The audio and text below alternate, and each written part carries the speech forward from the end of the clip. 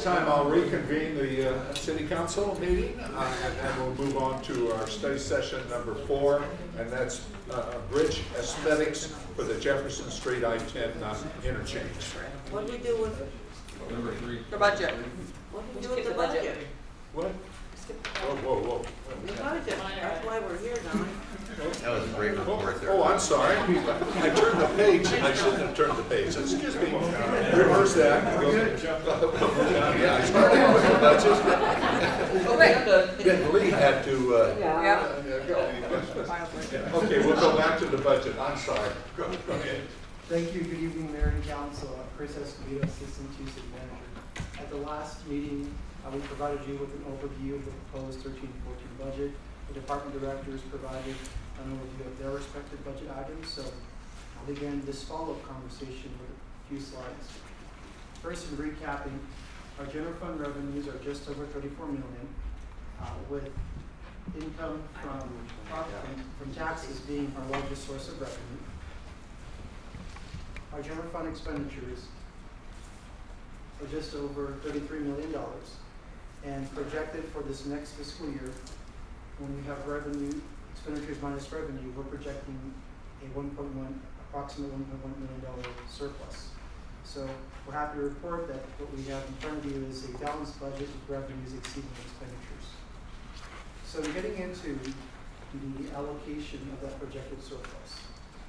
This one's a little bit hard to see because of the screen size, but what you have on the left-hand side is just a depiction of our current position, so revenue with expenditures and surplus.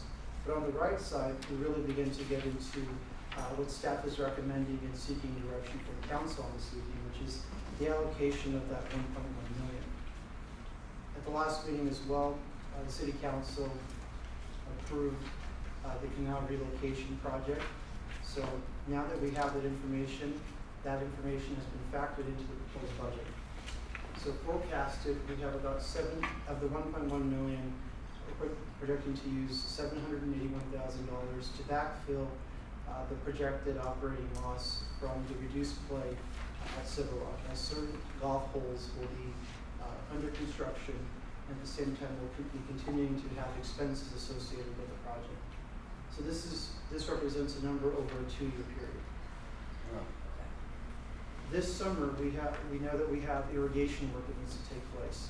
And so in order to effectuate that project in advance of the canal relocation, there's about $300,000 needed to fund the irrigation replacement. So of the proposed $1 million approximate, it leaves $16,800 that is yet to be assigned. One item as a part of these expenses is that we'll be needing to pay for them out of current reserves. And as we realize the projected surplus throughout the year, we'll be replenishing that funding with that revenue coming in. So on the next slide, there was discussions at the last meeting with respect to community requests and community investment. The items listed here, I'm going to go through them one by one, but they are not factored within the budget. But since they are requests, we wanted to bring them forward and have them as just a recap of the conversation. Staff is very much aware of the great importance of public safety in our community. At the same time, the community's desire to maintain exemplary police services. So in this next fiscal year, the police department will be ramping up its volunteer operations to enhance service levels. Another consideration that was a part of those conversations was in enhancing service levels, the ability to bring in additional CSOs. But as was pointed out at the last council meeting, the costs of public safety continue to increase. And at the same time, the public safety is requiring more of the general fund operating budget. So if it is the desire of the council, staff has been exploring potential ways of looking at police services in particular in line with current service levels and how to provide them, and look at ways to provide them in a more sustainable manner. So if it is the desire of the council to look at that effort, kind of all the components associated with those service levels, we can bring an item forward for greater discussion in the summer. Water conservation program, there was a request from $110,000 for water conservation efforts. A request from the Chamber of Commerce for $32,500. Desert Paws for $25,000. And the Patriot Ride at the last city council meeting, at your direction, we are referring that item to the city's grant program for potential funding. The item that was also raised at the previous council meeting was the discussion on the $50,000 for Martha's Village and Kitchen that is in the current year budget set aside for capital improvements. So at your direction, we could potentially fund that and direct it to the Coachella Valley Rescue Mission and or split it with the Martha's Village and Kitchen. So that's another item that we would be seeking your direction on. So with that, that concludes my report. We're happy to answer any questions. Put that back up. Sure, absolutely. If we're gonna discuss it, we can look at it too. Absolutely. Okay. Questions of staff? Linda? Oh, I'm sorry. That's all right. How many community service officers can we get for up to 300,000? Because the budget shows 5 at 1,968 hours at a rate of about 380 right now. That would pay for about 3. So the cost of each one is about $95,000, so we ballpark them at 100 piece. And the ability to have 3 people that would step into those roles and recruit orient, is that possible? There is a build-up period, but I'll invite Lieutenant Matt Jimenez up to talk about that.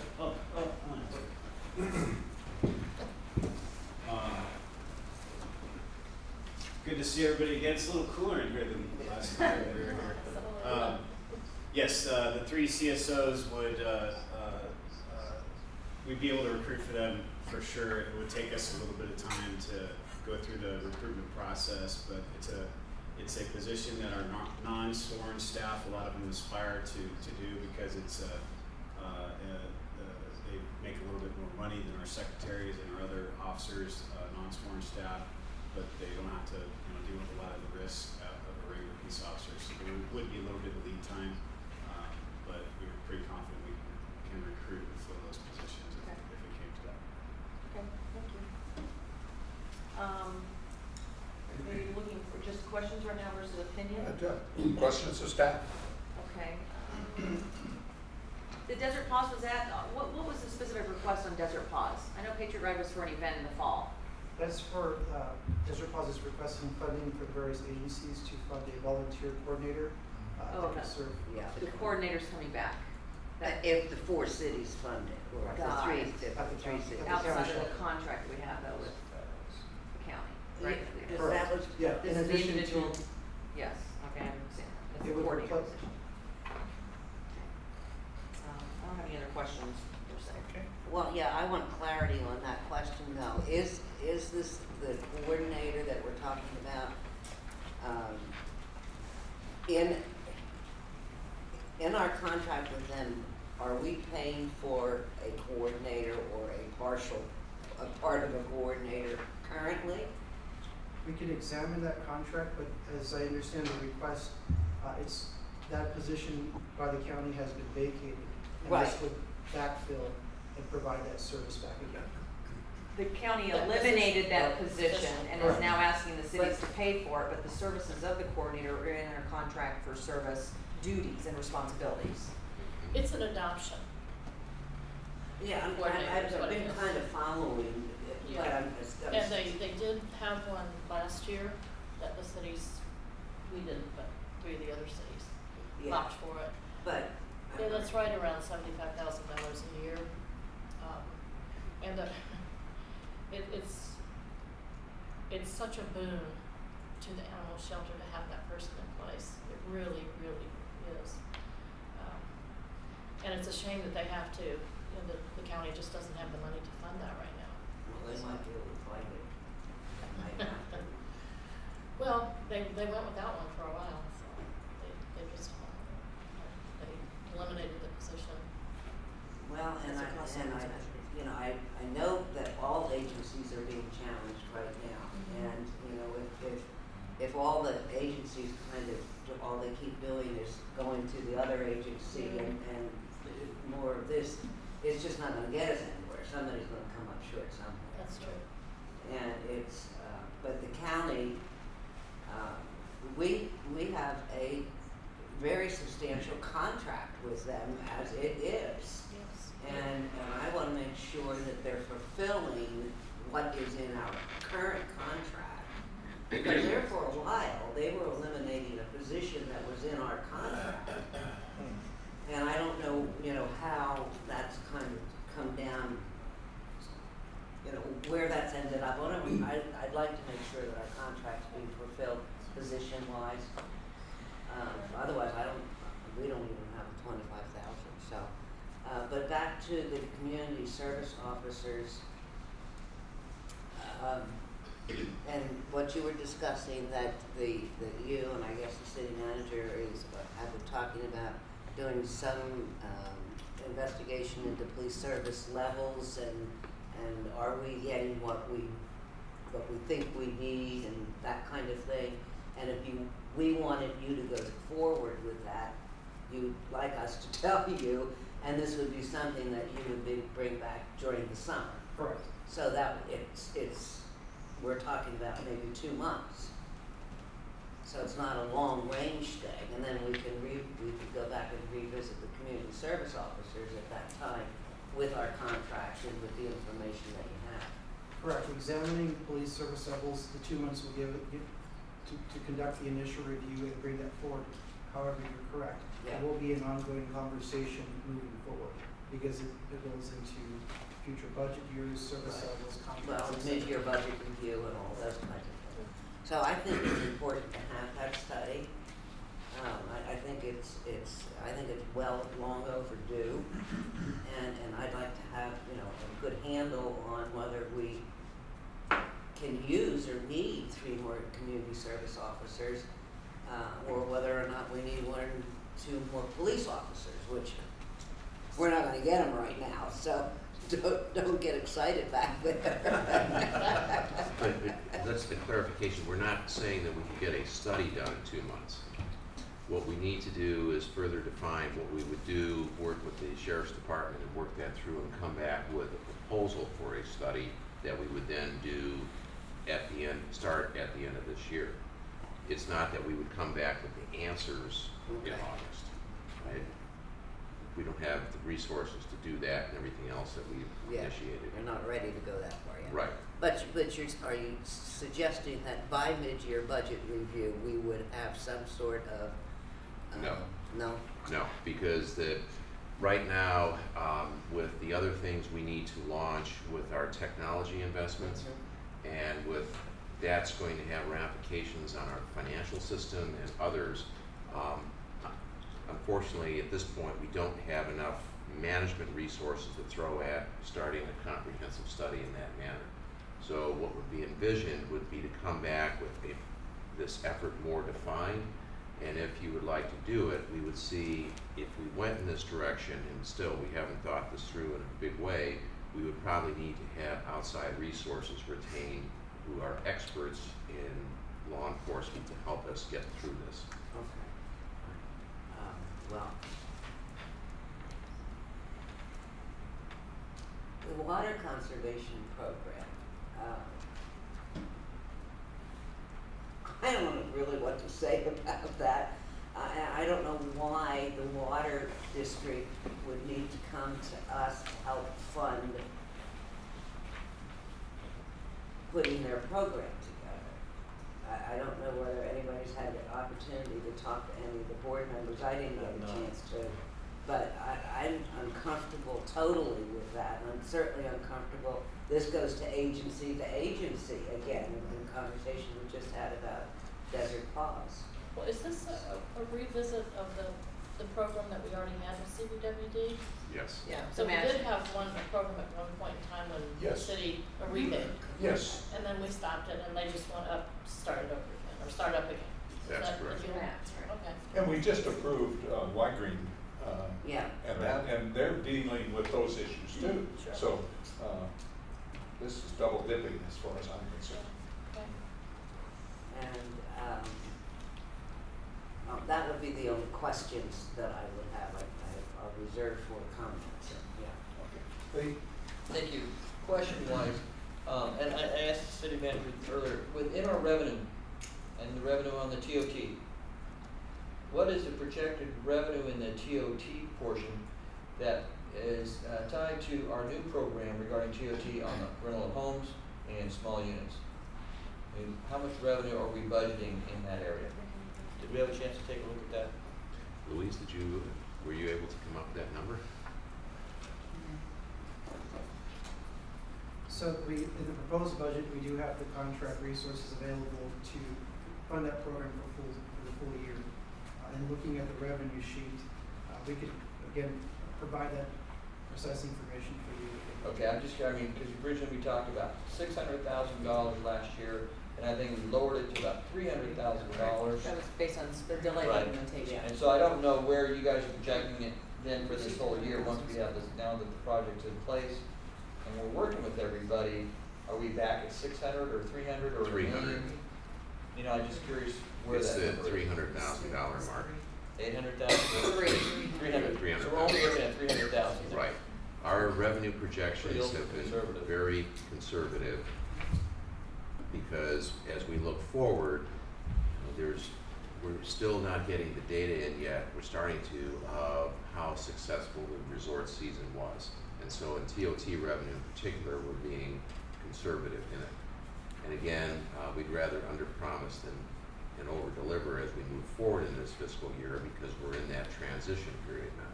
All right, Tom Genovese. I've learned a few things. Thank you. Okay, I was just curious how much you guys put in there. The other aspect, within the budget, do we have any funding in the grant program? Yes, Yes. Was it 40,000? Yeah, yes, 40,000 as we did last year. 40,400. Oh, excuse me. 40,400 on page 16. Okay, that's all the questions I had. Kristen? I don't have any questions, I just have some comments, but I don't have any questions right now. Questions? Who brought forward this community services officers? That was a part of the discussions with the police department and looking at potential service enhancement levels. Are they, is this just a thought or something that we might consider, or was this a definite request? Something to consider, not an official Okay. request. All right, I think. Don, it came out of the request from some community members. Members, To yeah. look at Yes. having more Yes. community. Yeah, just service. for clarification, I just Yeah. want to make sure that we're dealing with what is happening out there. You know, it's difficult for us, we're looking at a bill from the state of California, $41 million. And a good portion, according to our governor, is saying it's going to the school districts and things like that. And we've been funding the community services officers in school because they couldn't afford it. Well, $41 million, and that's just the city of La Quinta. We're not talking about the other cities too that are funding in this thing. And I think there's a point where they're gonna have to come back and pick up the gauntlet and say, we're gonna have to pick up these officers. If you're taking that money away from us to give to the schools, then, you know, why are we, again, supporting community service officers in the school district? So I do have a problem with that. Just point of clarification, Mr. Mayor, these are not school resource officers. These positions would be community service officers, not the And officers. what are their responsibilities? They basically patrol support, so they go out, they respond to non-emergency calls for service, past thefts. They're police officers though. No, they're So they're non-sworn non. officers. And that's why I know when we were discussing volunteers and that, Right. would they be doing the same job as, say, a quote, a volunteer? No. These officers would be transporting prisoners to the jail. They would be taking non-suspect lead police reports where we don't have any suspect leads. They would be doing traffic control, that sort of thing. Okay, why doesn't your normal police officers do this? Oh, they do that. But this would relieve time for The idea behind these officers is that they relieve some of the sworn officers of a lot of the duties that they would have to perform, and they're definitely a lot cheaper. So, And again, this was not the police department coming to the city asking for additional resources. This was a direct response of the community who brought up the notion of adding community service officers in a police services study session that we had a couple months ago, just for clarification. Good, thank you for clarifying that, because when I was seeing this, I'm looking at a couple of different things. Okay, I had the same question about the water conservation and what we're going through. The Chamber of Commerce, the $32,500, is that for anything specific? Do you have that broken down, Dave? Yes, we have it broken down.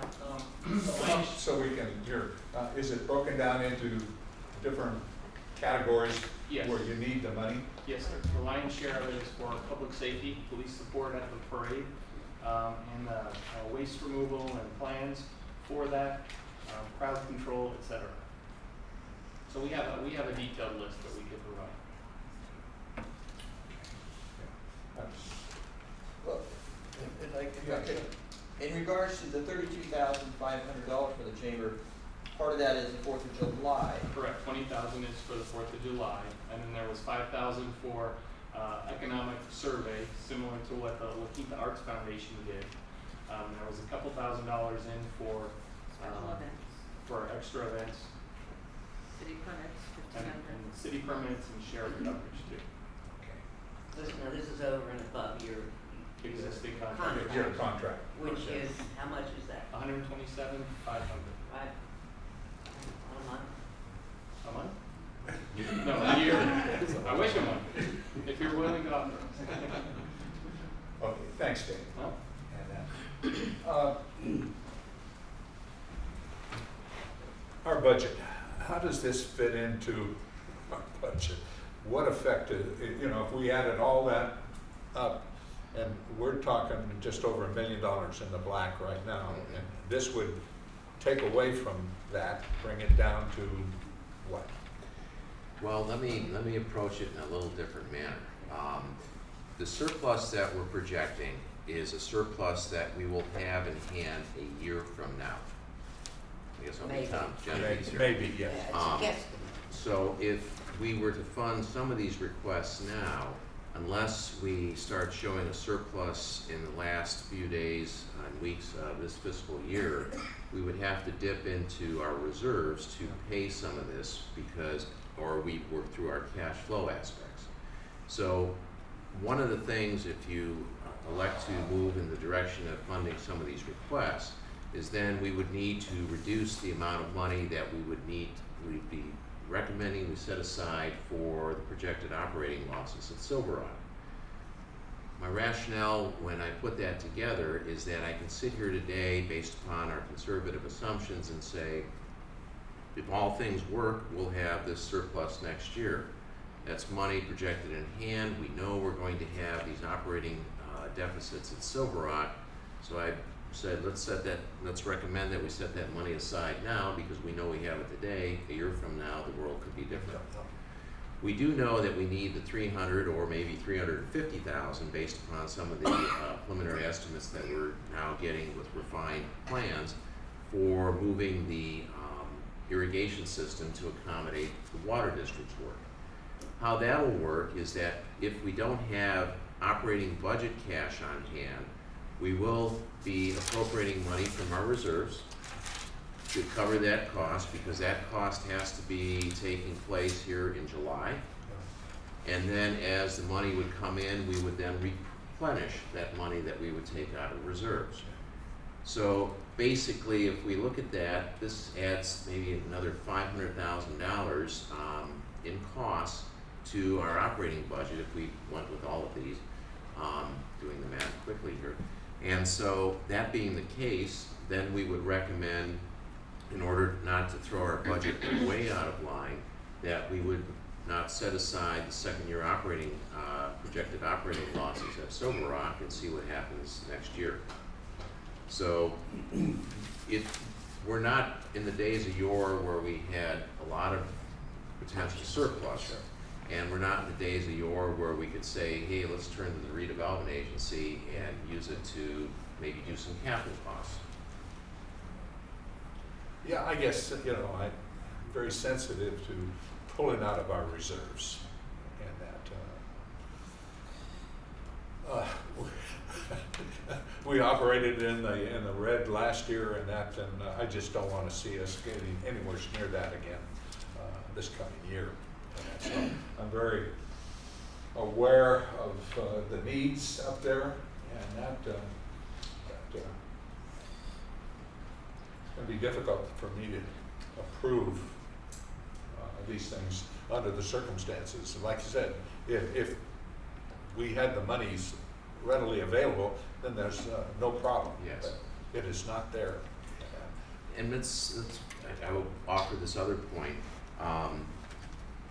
While this sounds mysterious, we don't know yet the full degree of this year's operating budget deficit. And that, as we explained when we had the study session back in March, we have anywhere from a 30 to 60 to a 90-day lag time between when we get sales tax revenue, property tax revenue, and TOT revenue, respectively. So that being the case, come mid-year, if the outlook looks better, or after the end of the first quarter of this coming fiscal year, if things look better, we could come back and revisit this. Take a look at it. And take a look at it. Okay. That's like if you're on the crap table betting on the come, and that you just don't know. Yes. And that, so we're sitting in a position right now. But the good news is that we can come back when we see what is happening Yeah. and revisit these things and where the need is. Yes. Yeah. Comments? Just one last thing, and that's the bottom, the 50,000 in Martha's Village and the kitchen. I think it's time that money has been sitting there to be used, and we haven't used it. We talked about it earlier this year about using that where it was needed, Martha's, and also the rescue mission and that. And I think it was important. They need it, and we're just sitting there. And that's so. I'm all in favor of saying, let's go ahead and let's get it out where the need is. Mr. Mayor, I'd like to throw out an idea to council, see what you guys think. I mean, the extra money that has been placed over to Silver Rock, the $300,000 on the irrigation, plus the $781,000 for the 2-year deficit in regards with all the changes going on. What would be council's thought on if we were to take that $781,000 and just drop that to $500,000 for now? I mean, that $781,000 represents 2 years. If we just take $500,000 of that right now, plus that $300,000, so we put $800,000 to the Silver Rock for those items, and that would give us a little bit, whether we want to do a community service officer or wait on that, but it would give us a little bit of room for other things down the road. Where would we need an independent study for this? You know, we had a couple of independent studies last year that we did have to dip into reserves. This would give us a little cushion that we wouldn't have to dip into reserves, to give us that as we go through the year. But to just drop that $781,000 down to $500 for now and give us some room through the year. And I wanted to see what you guys thought on that. See what you think. Do you see a problem with that, No, Frank? in fact, sorry. Right. I thought you were gonna go down I'm the running road. right Okay, past you. that way. Before we get to Frank, let's find out what we think. Yeah, okay. Well, no, I was gonna ask him, does he see a problem with that? No, just as long as we have a placeholder there in case we have to come back because revenue's not as good, Yeah. That seems reasonable. That's, okay. Go ahead, Terry. Well, municipal governments are at the very best, they're guesstimates. We don't really have control over our revenue stream in any way. We can only sit here and hope that the hotels fill up and people buy things, and we can only hope that property taxes go up.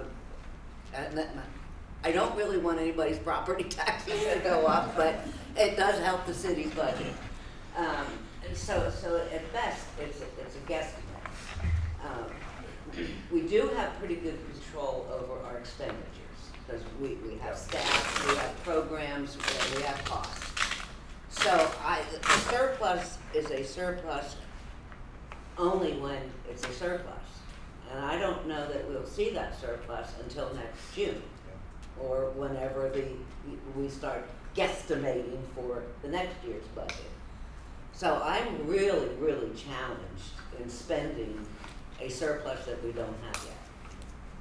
Now, I'm not challenged in allocating potentially $781,000 of that money, because it'll be an allocation at first, and it won't be spent until it's needed. We haven't made those improvements, and we don't have the loss yet. And I don't know that we're gonna have a surplus next year to pick up if we only took 500,000. So I'm really, we've budgeted all of these years in a very conservative way. And we know that these costs are gonna be there. We don't know that all those other costs are going to be there. Those are extras that are kind of in front of us right now, the ones that are up there. But we know, in a lot of ways, we've been dealt a pretty bad hand this last year with the loss of the redevelopment agency. And then, of course, we knew about the canal, so it wasn't really a surprise. But it was like a double whammy with the two things. So what we need to do is put ourselves in a position where we can handle that. We have to be able to handle it. And the other things may have to wait a year, or they may have to figure out other ways of coming about with their results. We can't always be the bottom line savior of a lot of programs that are out there. I mean, the chamber does a good job, and I understand they want to do a 4th of July celebration. They did one, and now that they've done one, they want to continue it, but then they want funding for it. We never actually said that we wanted to adopt 4th of July as a city program. And suddenly that's kind of what this is doing, is we're adopting this as an ongoing city program. And I'm just really uncomfortable with that. Obviously they have the same concerns that the Arts Foundation has. She has a police contract. When she does hers, she pays for that. She paid for the survey. She pays for, she buys her permits and all of that, so I know she's in here for $127,500. She's only gonna get $103,000 of that, because she's gonna pay for renting the park out there. So, you gotta figure out, guys, when you put your program together, what maybe you can adjust or move around. But I don't feel as though I am looking at $1,800,000, whatever it is. Where's that magic number? Approximately 1.1. Yeah, 1.1 million. I don't feel like I have that to spend. And so. It's not in the hand. It's not in our hands, and as far as I'm concerned, I'd like to allocate it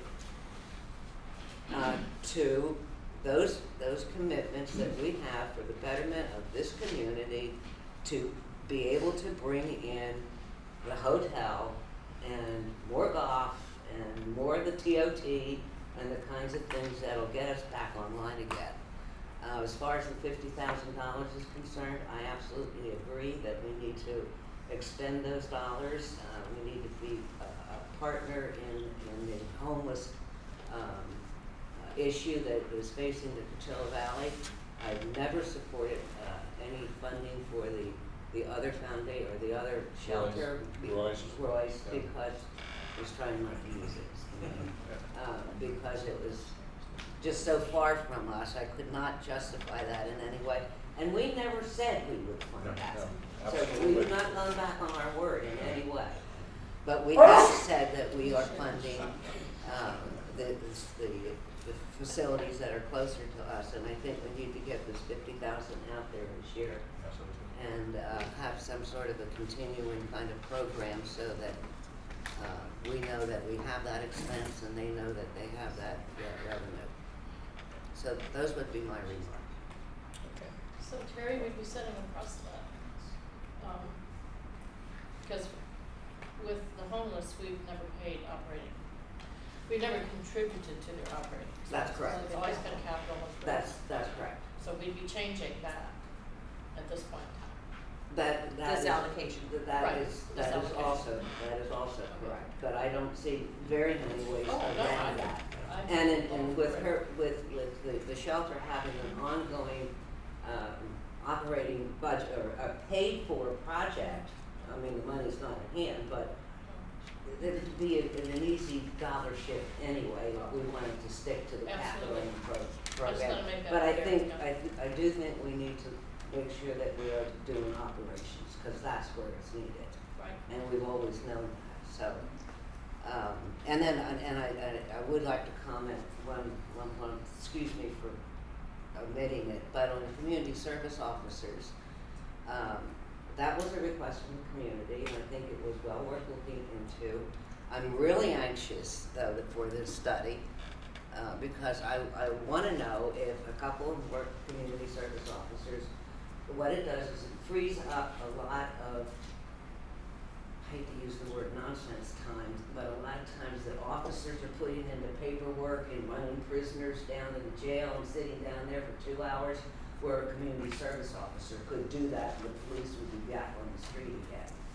So there is a place for them, and there is a place that would utilize, I believe the police service, the actual sheriff, cop on the street in a better way if he had some. Well, I think it's something that we've got to look at, We should need the to look staff, as to the utilization of our officers out there. You know, I have a problem when I see a motorcycle or a police officer hiding back in the bushes, watching traffic go by for, I don't know how long a period of time, and that when police presence is more important to me than sitting back there trying to catch a guy that's speeding and that. Like you and me. Yeah. But it's important, and I think that we need to address it, and if the need is there, then as I've never denied our police department anything that they needed in that. But they didn't ask for this. No, You no. know, the But it's the community. community, and that's what I say, you know, if they're asking for it, that's one thing, but if the community's asking for it, it's something that we need to really look at. And find out from our police department, who are the experts in it, the need, and just how important that need is. But as we talked about a couple of weeks ago, that pie chart, and that red line for police and public safety keeps going around that corner and using up more of our revenues, and that, you know, it's something that we have to address. There's no question about it. We have 5 of them now that work in the city of Leakington, according to the budget, or approximately? 5 of them, and are there any in process? CSOs? CSOs? No. Background, or 5 those that are we have. volunteers that are, there's a couple volunteers you said you had in process of, 2 volunteers that are almost ready to come on. okay. It was interesting, and I was talking to Andy about this.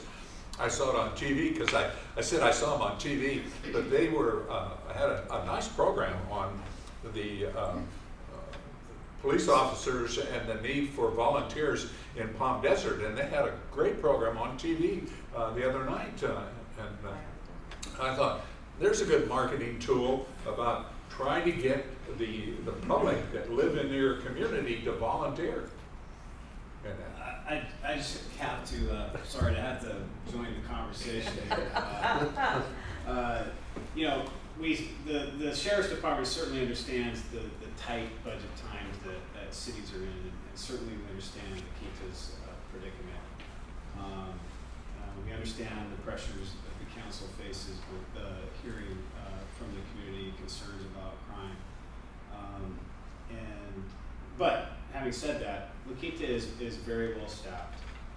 You have your ratio of officers per 1,000 residents is about 1.64, I think, right now. It's very high, higher than probably most cities in the valley, maybe with the exception of Indian Wells, which I think is at about 2 per 1,000. but the city of La Quinta is very well staffed. Having said that, crime is on the uptick. And we have a crisis situation going on right now in Riverside County and throughout the state of California with AB 109 and the criminal justice realignment. And lack of space. Jail space. Lack of jail space. The sheriff's trying to nudge the board of supervisors to move forward with a hub jail in some sort of central location of Riverside County.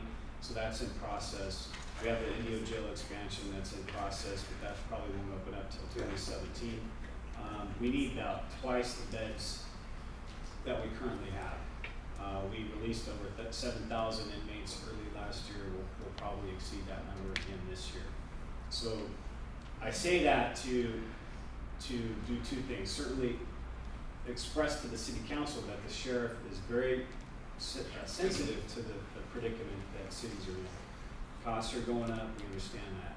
But at the same time, we have to frame this sort of public safety question with the larger concern about, crime is definitely on the uptick, and it's something that communities are gonna have to face years and decades down the road. So, for what it's worth, I just wanted to point out. And I really appreciate, I'm aware of all of that, but I think we just need to, we had enough of a concern and enough people asking that we needed to look into it.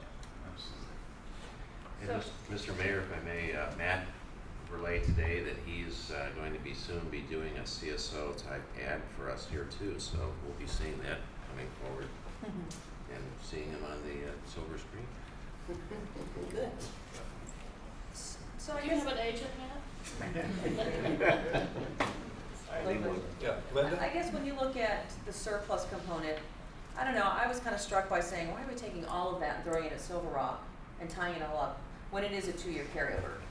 And when you look at that need and pulling from reserves for that component, that's a whole lot bigger and more justifiable reason because of the situation that is going to be caused by the canal to utilize reserves for that.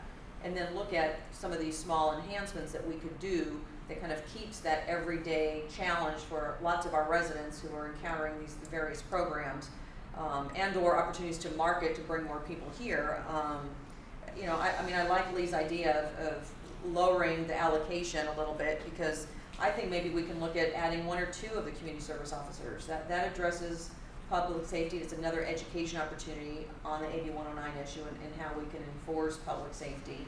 I don't support the water conservation program at all because you're right, we did the PACE program and it's a match. And people can seek turf reduction, all that stuff.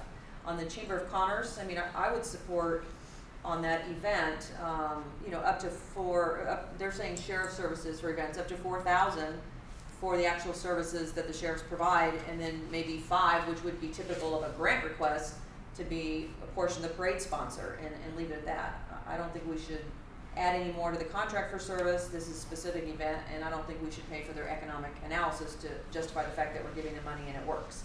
That's their job. So the other 2 I think are grant worthy. If Desert Paws wants to do a grant request, even though it's a coordinator position, but it's $5,000 towards the adoption program, that would be only under the circumstances that our contract doesn't already include those duties, because I believe it does, and that's why we didn't approve that last year. And yet it's coming back to us to fund because of former council members from other cities that were saying, please give and let's all divvy up and cover it. On the Martha's CV Rescue Mission, I support allocating that, and I know Martha's they're not doing any emergency housing at all. I know they're still supporting some families there, and I don't know if we give them a token 5,000, if it's gonna move to an operations versus capital. They have a much smaller audience right now because they're losing support, and CV Rescue Mission's picking up the slack. So whether we do 5 and 45, or give the whole 50 to CV Rescue Mission and explain to Martha's is because there's no overnight homeless component. Right. That would be our justification for leaving them out, but they still are providing a service in a smaller capacity. But I feel like we need to utilize some of these with the surplus we've got because we did cut way back last year.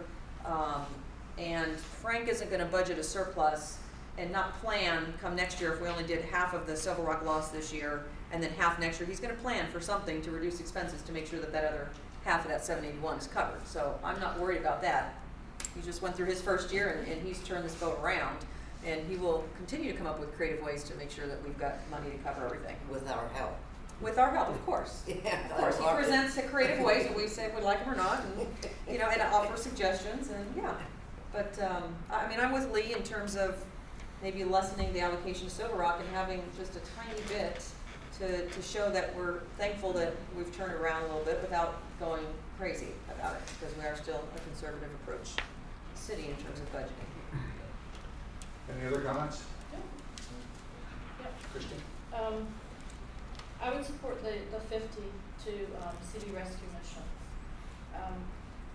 That's been there for, the 50's been there for a while. We've given Marcus every opportunity to use it. We keep talking about it and it hasn't happened. And CD Rescue Mission has been very proactive in building a new shelter and it's just an amazing place. It's an amazing operation. So I would go the whole 50 there and explain to Martha's kitchen why, what we're doing. I like that. The Patriot Ride and the Desert Pause, Linda, I agree with you, we just put that in the grant program. I don't see any, I'm in consensus with you on the CB Water District, we don't need to do that again, we just did Whiteland. Community service officers, we can't really make that decision tonight, I don't think, until we have a little bit more overview, but, look, Andy, let me ask you a question. What's the difference in cost between a community service officer and the school officer? Oh, the school resource There you officer. go, yes. School resource officers are, I think, about 130,000, Matt? Yeah, There we go. 123. 120,000, but the school resource officer is a deputy sheriff. He's armed. They're a peace officer, they're assigned to the sworn school, they can make arrests and so on, so there's Yes. really sort of comparing Totally. apples and oranges a little bit. Understood. But, I don't know, I always had the feeling that the school officers are a little bit, their schedule's a little tight because they're really trying to cover a whole myriad. I mean, we have one at Looking High School, right? And then Right. one that rotates the middle schools, We've got three, right? So that's two. right, Oh, so- and the three SROs are funded half by the city, half by the school district, so the city's picking up half of it. Nice. Actually, Like, the school you're district no 100%. longer funds, I'm sorry, you know, 100%. oh, okay. The school district. Even though they're a background tax is They did that, yeah. agency that takes more of their money. So than in, places. in terms of that, then I would like to see, one more school officer and one, CSO. So If we I, were gonna spend that kind of money, yeah. so is this something that you want us to budget starting July 1st for these two additional? Well, we're talking about it, that's just my opinion on what I would like to see. I'd like to see one more school resource officer.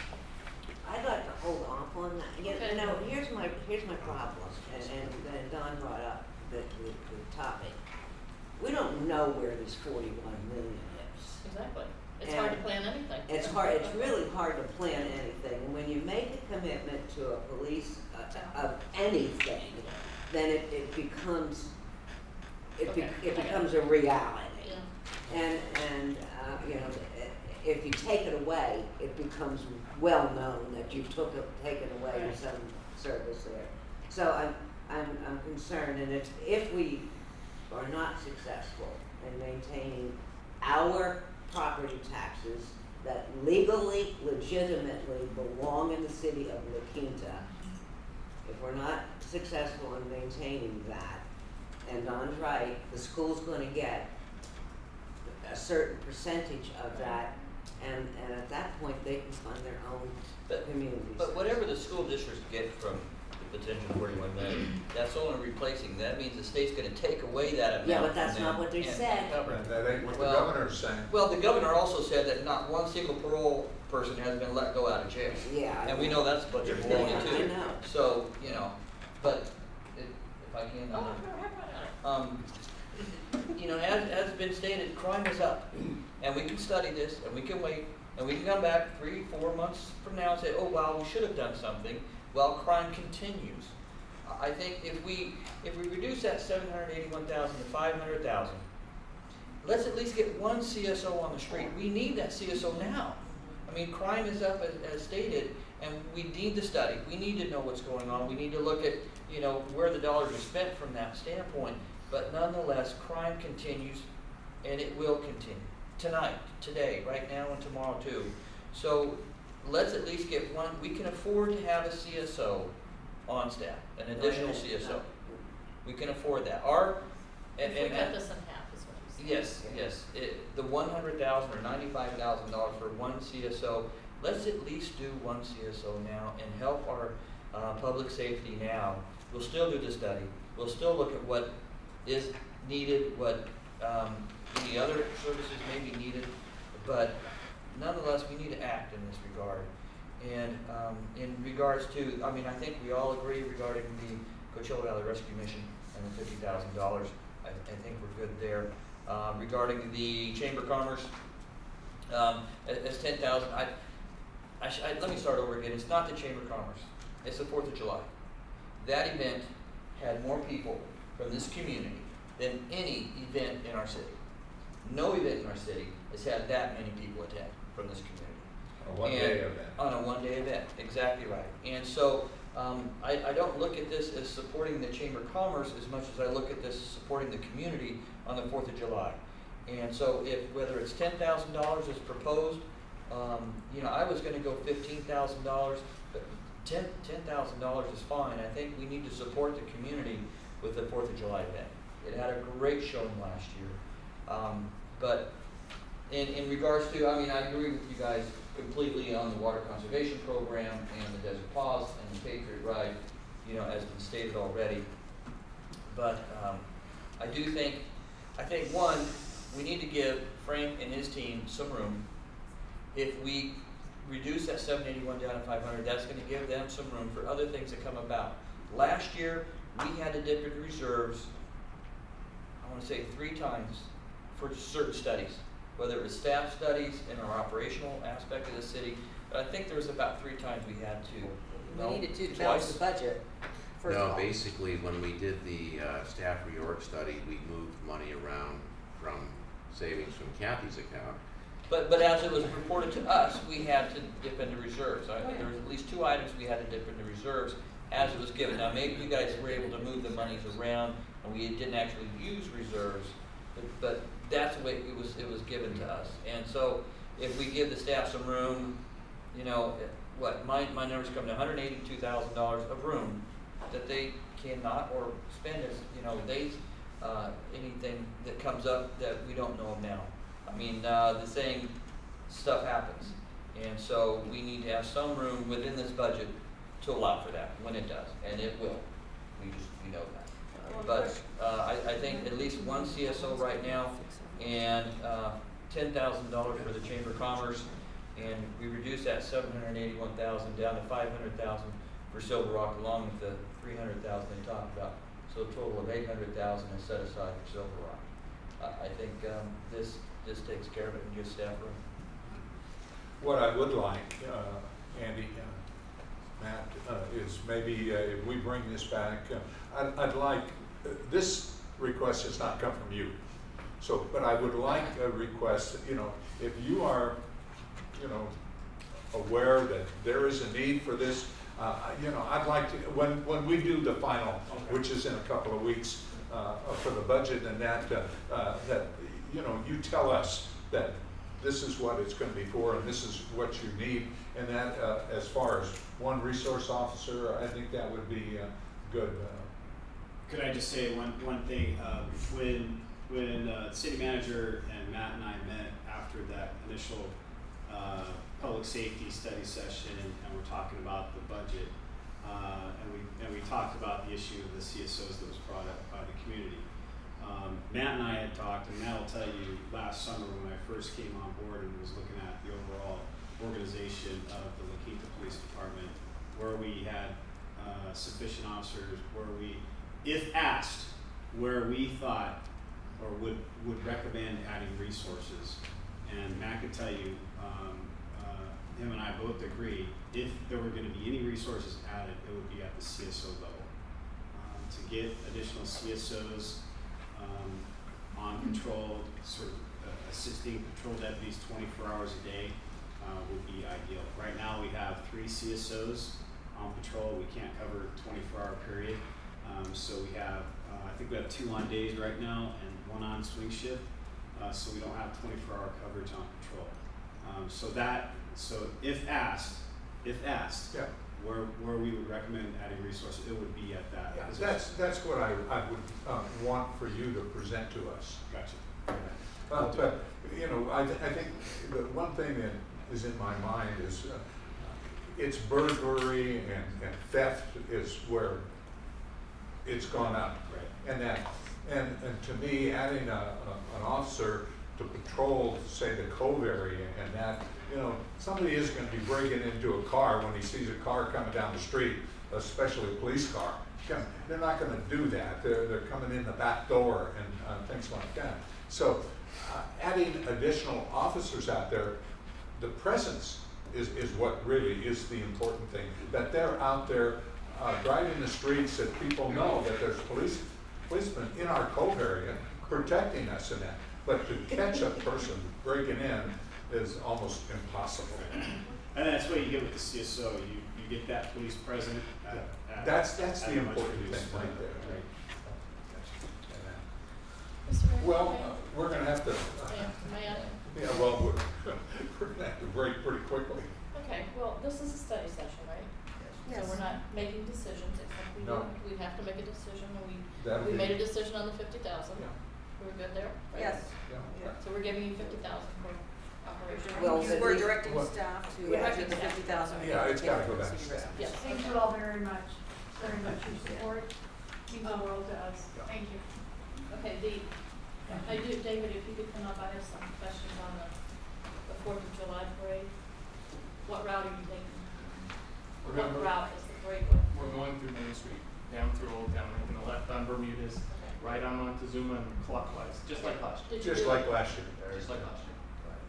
Did you do an MOU with Wells Marvin? We are in the process of revising that, yes. Okay, so you're going to do that? Yes. Okay, I think that's a very good idea. How many sponsors do you have? Right now, we have 2. Which would be, who are? La Quinta Insurance Company, and I can't remember the other. Okay, so you Resort? you have 2 sponsors? Well, the La Quinta Resort is also, but Okay. that's not one of the 2 I'm talking No. about. And vendors? Vendors, we've got about 6 vendors signed up already. But the parade is a month away. This is when the vendor sign up is the last month. The letters have been out, we sent letters to the Coachella parade vendors as well. We're following up with phone calls, so we should be good on the vendors. Okay. My concern with the 4th of July parade is that somehow our city ends up subsidizing that completely and then it becomes a city responsibility and I don't want it to be that. I want it to be the chamber parade and we help you when we can. Okay, all right. Okay. Okay. All right. Can I follow up on a question that you had for him? Do you charge the vendors? Yes, we do. So you charge the vendors Correct. for, I guess, space or something? So that they can sell hot dogs, sodas, or. Yeah. But they make their money Correct. and go away with their money Yes. after they've paid you the space. Correct. Do they get a city business permit? They're required to, yes. And how many vendors did you have last Which year? they will pay All of them sales included tax. were about 30. Whatever. About 30. Food. And you have 5 now, or 6? Whatever can be taxed. We'll get to the 30. You'll get to the 30, okay. And will that be food and non-food? Yes. Food Okay. and non-food. So we'll get the non-food. All right. The food vendors are all excited about it because they did so good last year. Yeah, they did great. And then the non-food vendors, they trickle in. Well, if it's anything like last year, you ought to go over to Old Town because those restaurants were booked. Yes. They were solid. Yep. Ask them to help support. Well, interesting fact, John, at Stuff wasn't gonna be open on the 4th of July until we approached him about the parade. And he opened up and he had one of his best days. Oh, yeah. Well, you couldn't get in Solano Sunday, no, because Linda and I were there. Grab the bar. Can I get a table for that? I'm still here if you need questions. Thank you. Okay. Well, unless there's anything, you've got enough information to bring it back to us so we can make decisions in a couple of weeks, right? Do you, or do you wanna read? Yeah, we'll come back with a recommendation. Okay. Unless there's anything else, I'm going to go ahead and recess the city council, and we will reconvene at 7 p.m. The bridge people are like,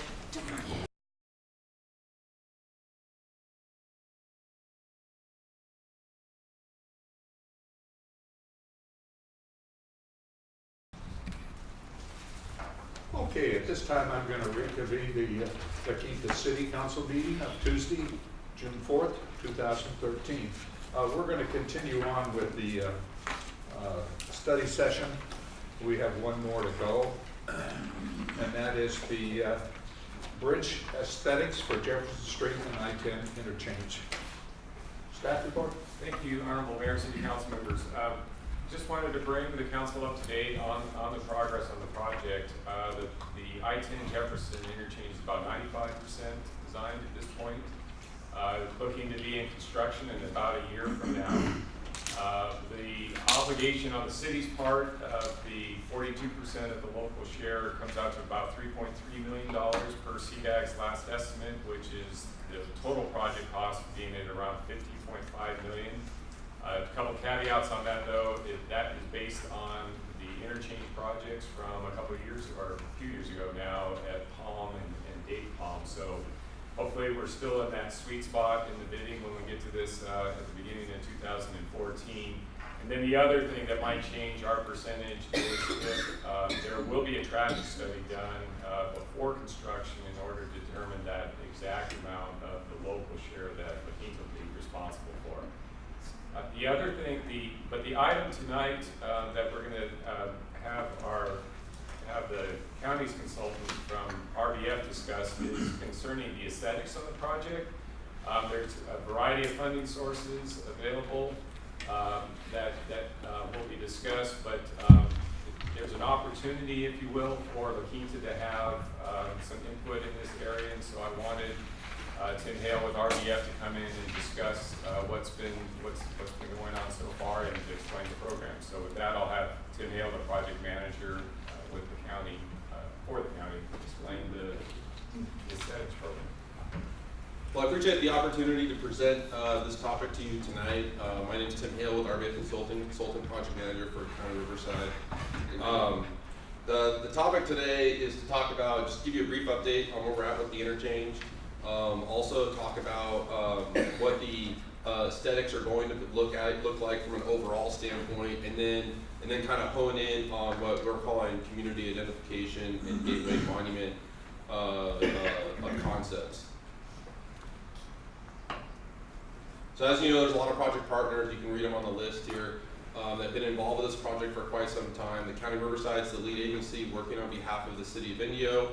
By decision of their city council. The alternative that was selected for construction, we've gone through the environmental process. This is what's called Alternative 1. It's a partial cloverleaf interchange. And so basically what's shown in orange is the interchange concept. The existing interchange here's the I-10 freeway. This is the existing interchange and the existing overcrossing that's there today. And then over here to the east is the existing flyover connector I think everyone's really familiar with.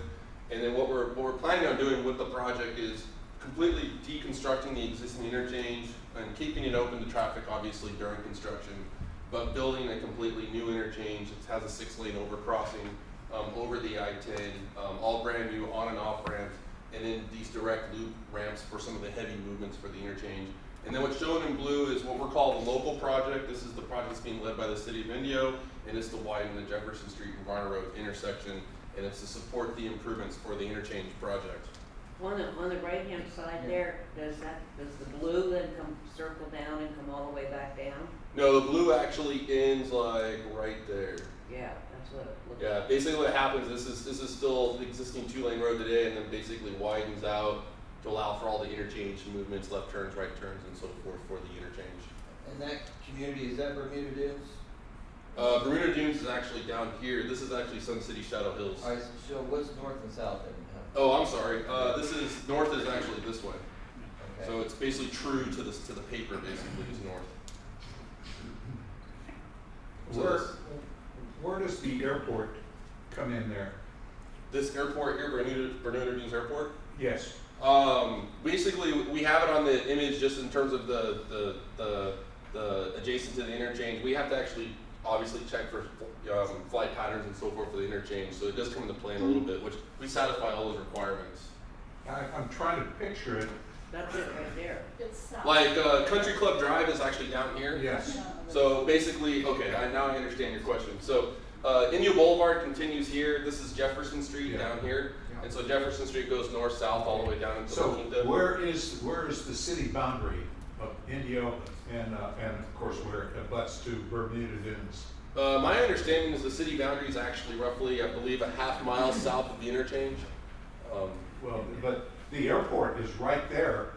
This is actually county of Riverside, actually. Yes, that's Yeah. the point, because Yeah. I know members of Indio told me that, yeah, the freeway completely encompasses everything in the city of Indio. That's not correct. Not if that's the airport right there, that's Bermuda Dunes. Yeah, that's not the airport right there, they're not, the airport is, This is Bermuda Dunes Airport here. oh, okay. And what it is, this is Union Pacific Railroad here that it kind of Yeah. bisects the Okay. two properties here. And so everything north of the railroad is actually Is Indio, city of right. Indio.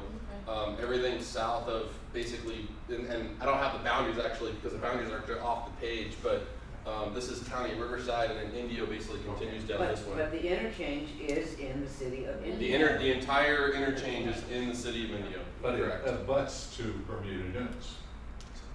Well, Yeah. it abuts to something. Well, yeah, the freeway is not Indio.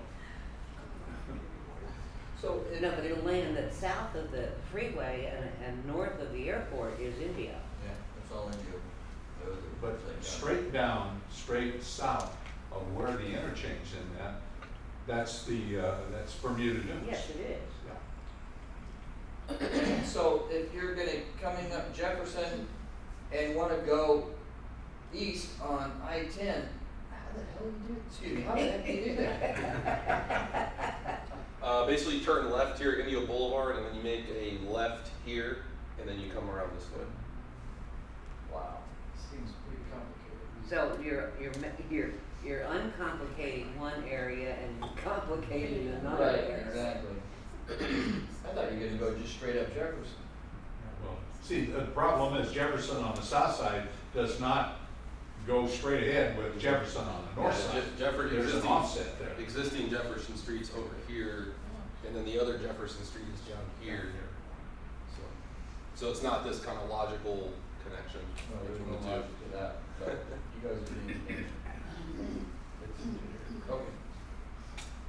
Okay, so basically the accomplishments, we did obtain environmental clearance. We actually just submitted 95% final design to Caltrans on May 24th, and then we've just completed right-of-way appraisals on all the property adjacent that's being affected by the interchange improvements. Next steps is we're completing final design, we're completing right-of-way acquisitions, and then also completing the aesthetics of the interchange as well. Our schedule is, the environmental document, as I said, was basically, we have PAD, which is a Caltrans term until obtaining environmental clearance, was May 1st of this year. And then that allowed us to begin right-of-way acquisition, and then we're continuing with final design. That's supposed to be completed early of next year, and as Tim was saying, start construction early of next year. So we started this about a year ago. We identified what's called the aesthetics committee, and this aesthetics committee is approved by Caltrans and by the project development team. The project development team is a designated body of individuals by all of the stakeholders that are involved with the project, including City of County of Riverside, City of Indio, City of La Quinta, and so forth. So we identified specific individuals to be part of this, to basically discuss concepts and approve the aesthetics for the interchange. And so we had CVAG, County of Riverside, City of Indio, City of La Quinta, and Caltrans all representative of this aesthetics committee. The intent of the aesthetics committee was basically to discuss the concepts of the aesthetics and to approve the aesthetics with Caltrans. And this was all done very, very collaboratively, very, very democratically, and there was actually some cases where we were getting some broad consensus of all the members of the committee to move forward some of the aesthetic concepts into approval by Caltrans.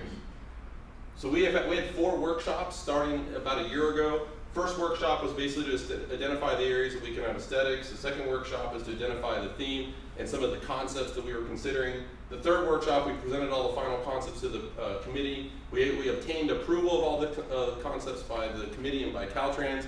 And then by request of the city of Indio, we took it to their city council and presented that to them. And based on that city council, they requested that the aesthetics committee considered the Indio name on the bridge. And so we took that back to the aesthetics committee and then brought that back to their city council where their consensus was to move forward with Indio's name on the bridge and no longer consider what I'll be showing you in a minute, the Gateway Monument.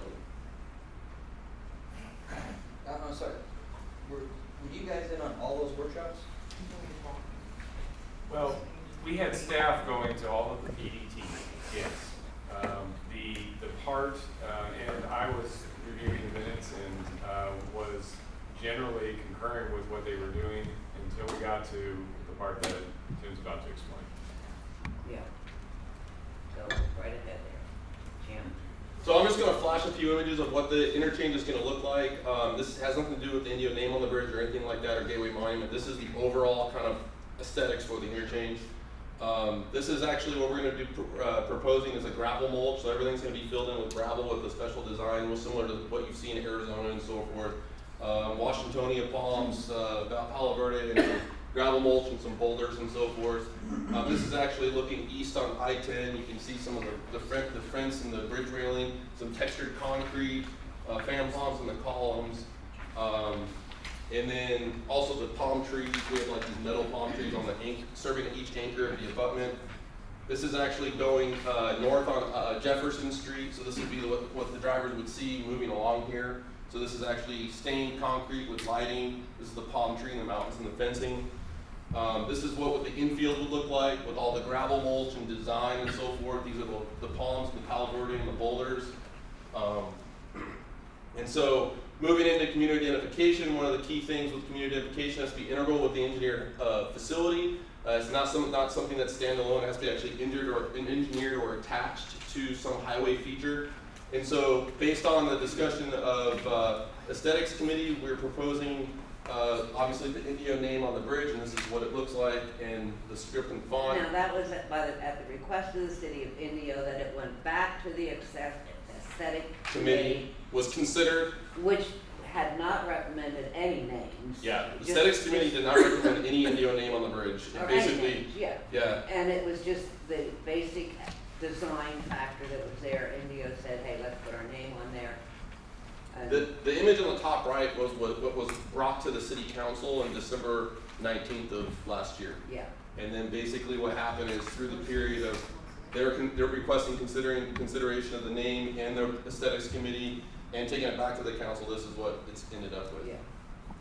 But it never came back to us for the courtesy of the city of La Quinta, right? We're actually, I'll say that it's been quite the process working through that process, and so that's why we're here today to seek your input on these aesthetics. What is this, an afterthought? No, it's not actually. In fact, I have meeting minutes that say that we're going to take it to La Quinta Council right after December 19th. Okay, all right. I don't know this. I understand, and so, yeah, the intent was, in December of last year, after aesthetic workshop number 3, was to take it to both councils. And so by City of Indio requesting consideration of the name on the bridge, we had to run that through the Caltrans process first, make sure it was feasible and approved by Caltrans, and then now we're bringing that back to City of Indio and then back to City of La Quinta. This hasn't gone to CVAC though.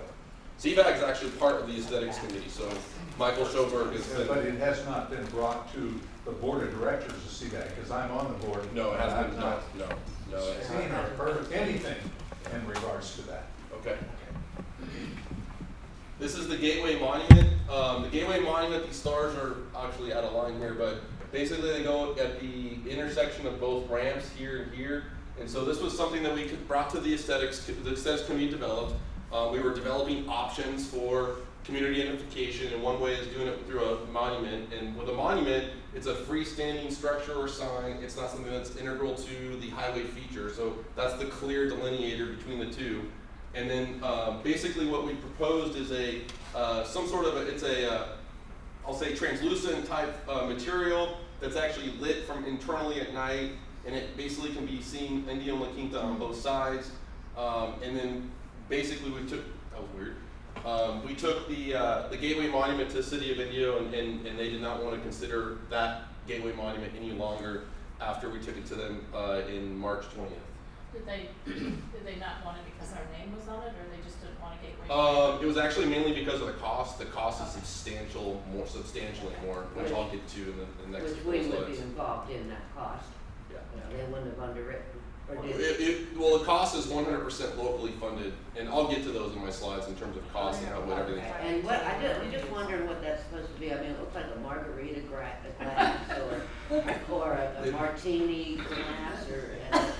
Basically, what we were trying to do is, you know, we looked at the concept and we were trying to look at the overall concept that we have for the interchange, and we wanted to kind of mimic some dunes and so forth.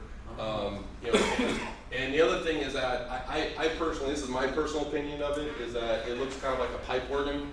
And so in terms of the whole music background between the cities and the region. Well, sitting there right now, looking at it Yeah. there, it looks like a bag of popcorn. This way or this way. Yeah. So this is what the overall concept It's really ugly. could potentially look like, with the exception of the Gateway Monument, unless the city of La Quinta is interested in considering that.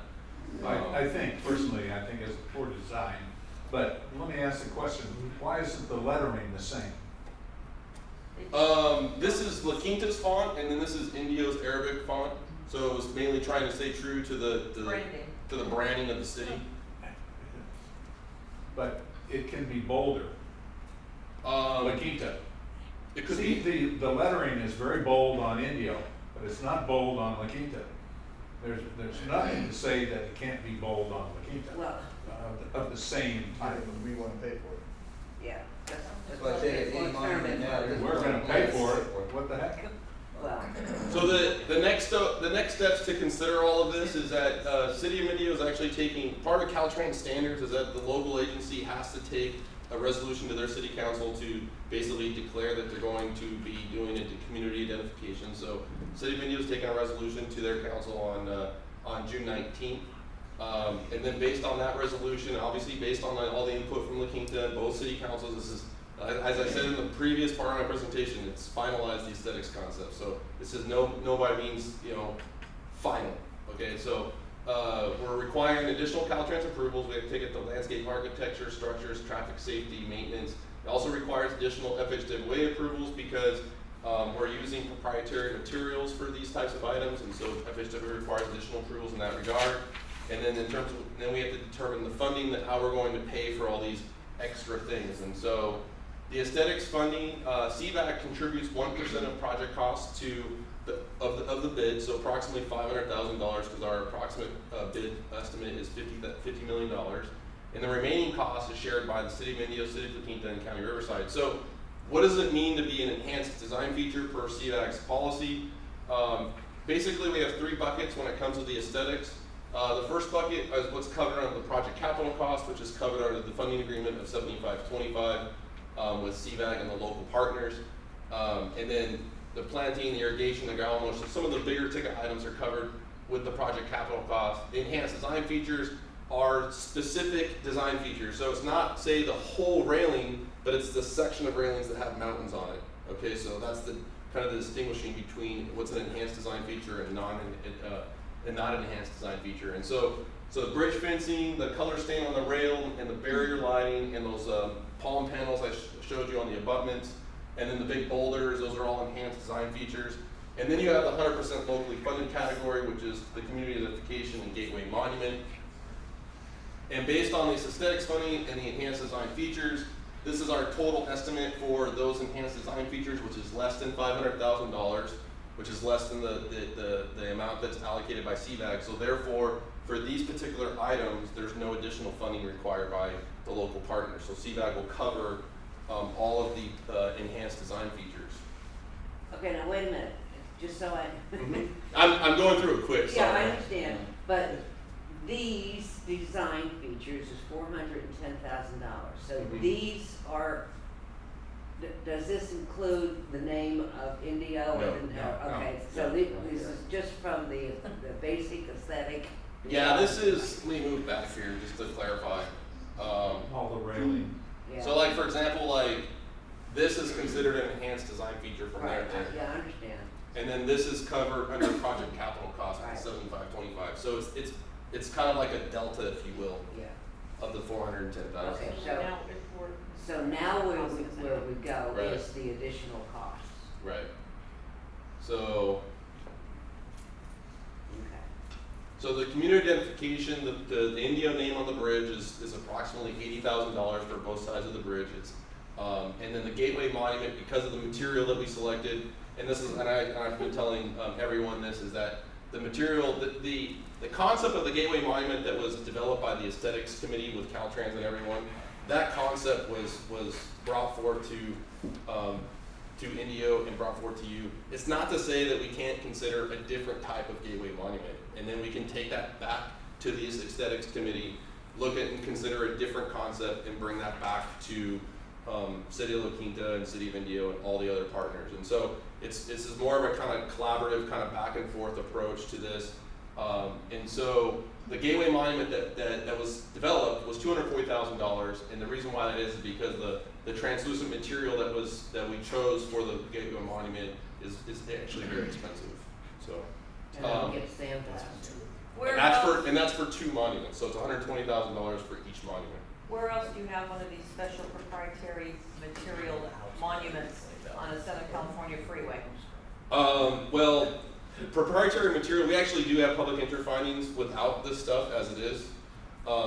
Basically what happens is that when you go out to bid on something, if it doesn't have 3 or more manufacturers, approved Caltrans manufacturers, then you actually have to go to FHWA to get an approval on using the specific material that does not have 3 or more manufacturers. So there are several cases, such as a traffic safety item like a crash cushion. There's actually only 2 manufacturers that make a crash cushion, so we have a PIF.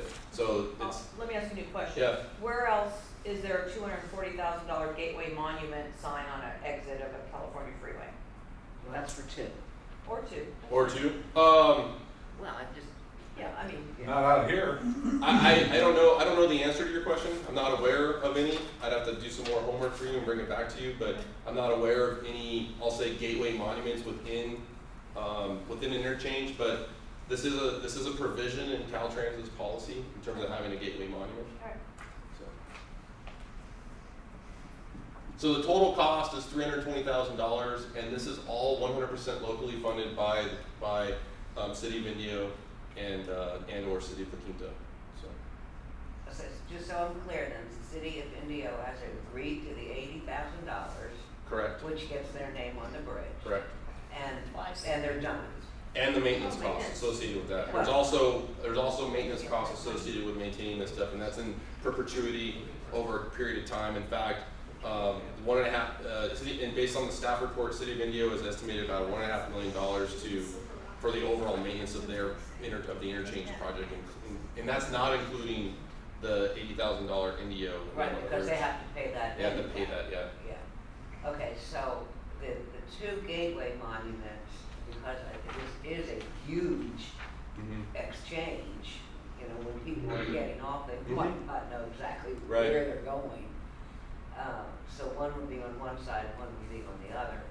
And now I don't wanna go here necessarily, but what if La Quinta decided to fund 2 gateway monuments with just our name on it? So, questions. So, here's I'll say the criteria on that is that in the Project Development Review Manual, Caltrans PDPM, Chapter 29, Section 9, it basically says that, and this is relative to gateway monuments and community identification, but it basically says a community identification proposal must be supported by the local agency that has jurisdiction in the area where the community identification will be incorporated with the transportation feature. Okay, so we'll have to go So back. Indio has to approve Yeah. anything that La Quinta would propose. Okay, and I understand that. Yeah.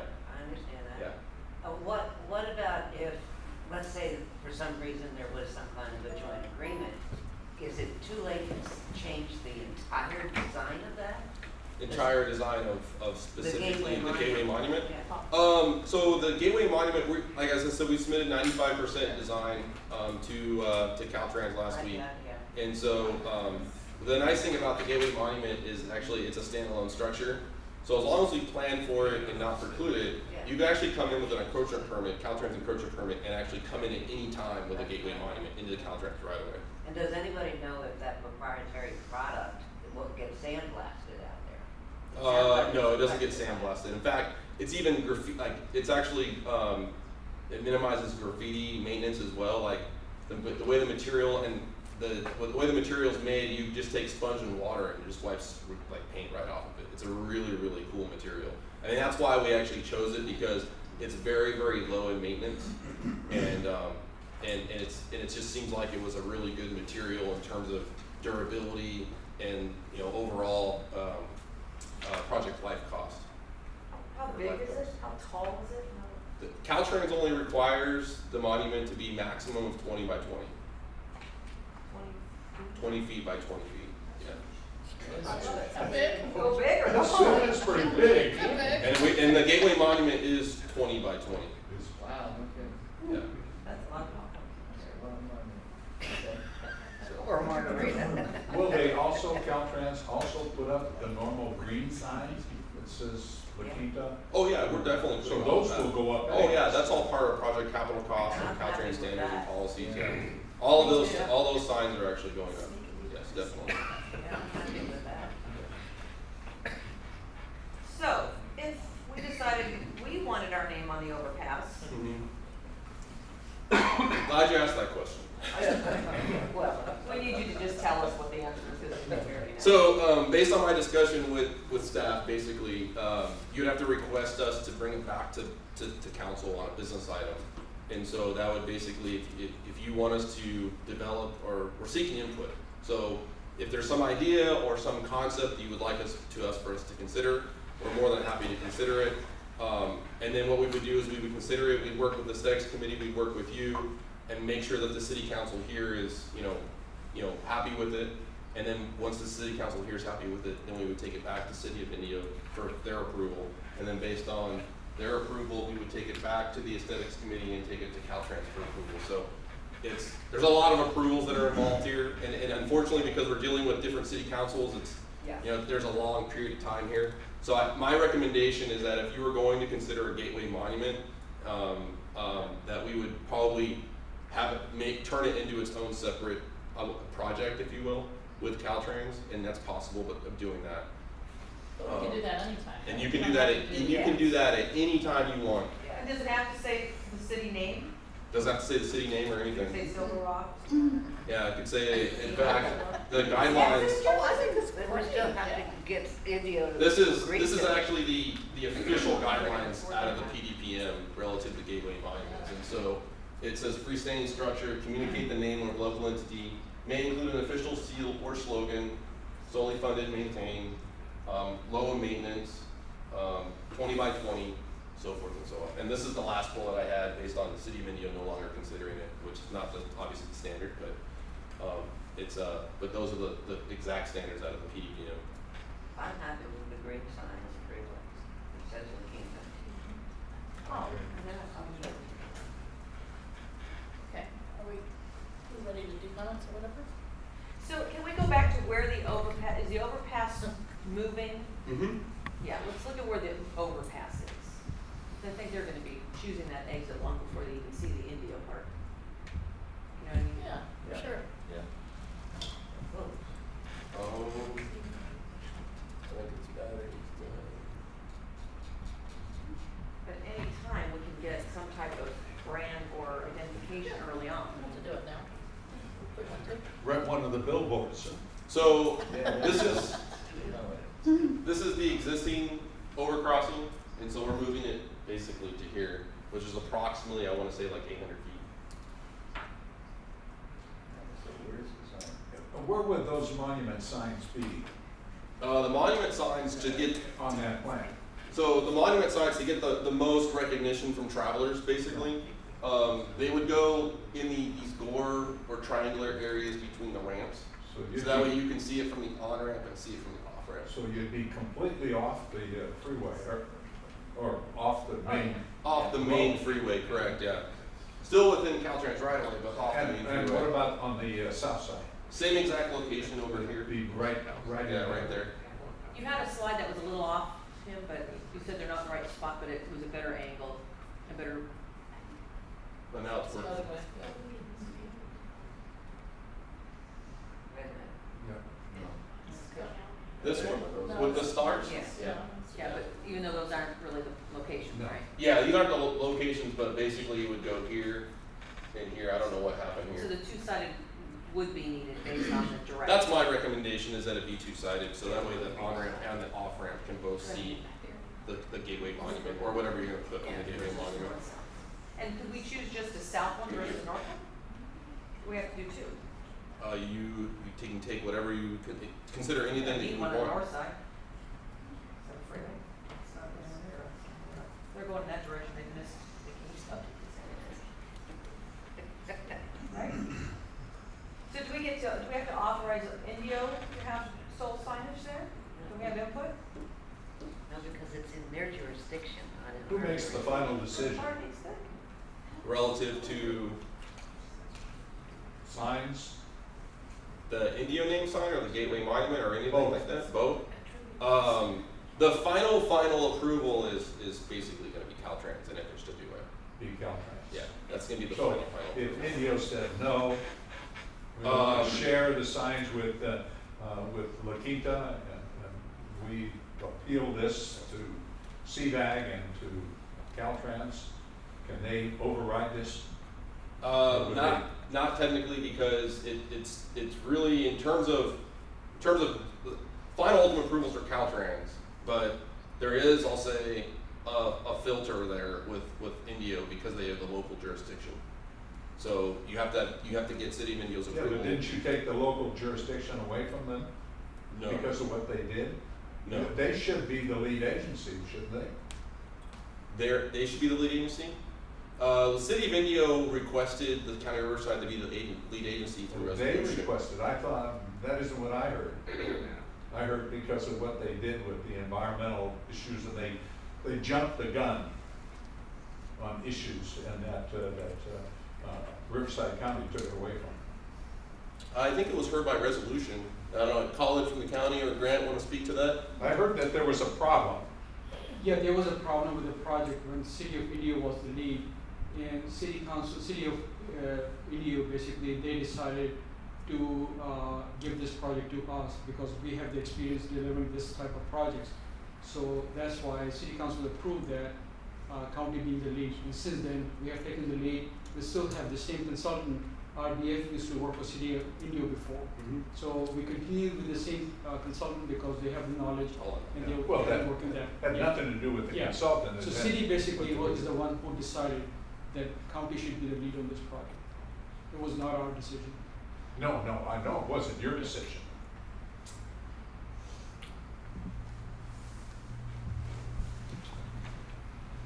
So Tim, were you our Save our aesthetics money and committee leave it member? the way it is.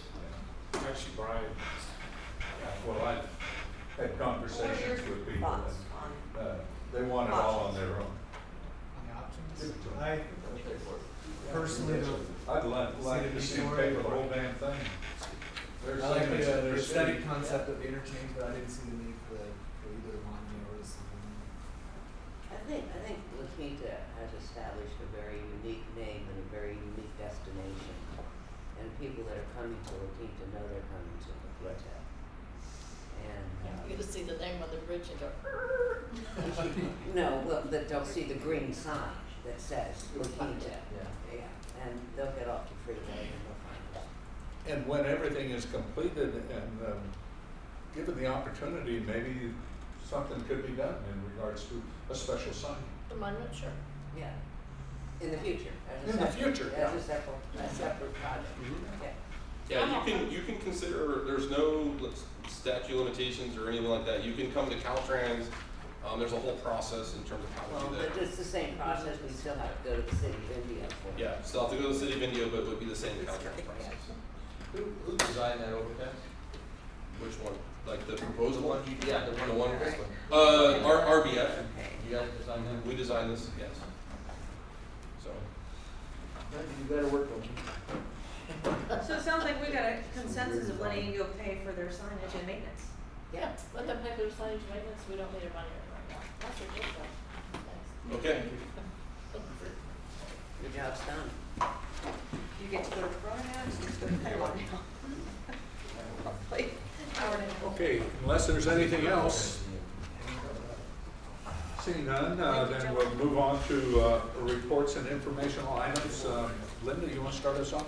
You want to do the public hearing? We can go through this pretty quickly, I hope. Sure, we just had our Chamber of Commerce Exchange Committee meeting last week, and the points of discussion were the 4th of July event, the positive news that the signage program was going to continue, and they were going to promote that, and just overall business and economic development through the summer months to try to do events and mixers to keep local businesses going.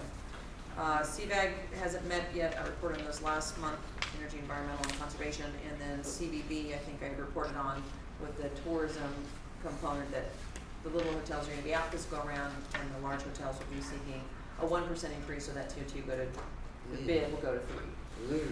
And so that's before the county, I think this week maybe, for approval on the renewal. That's all I've got. Okay.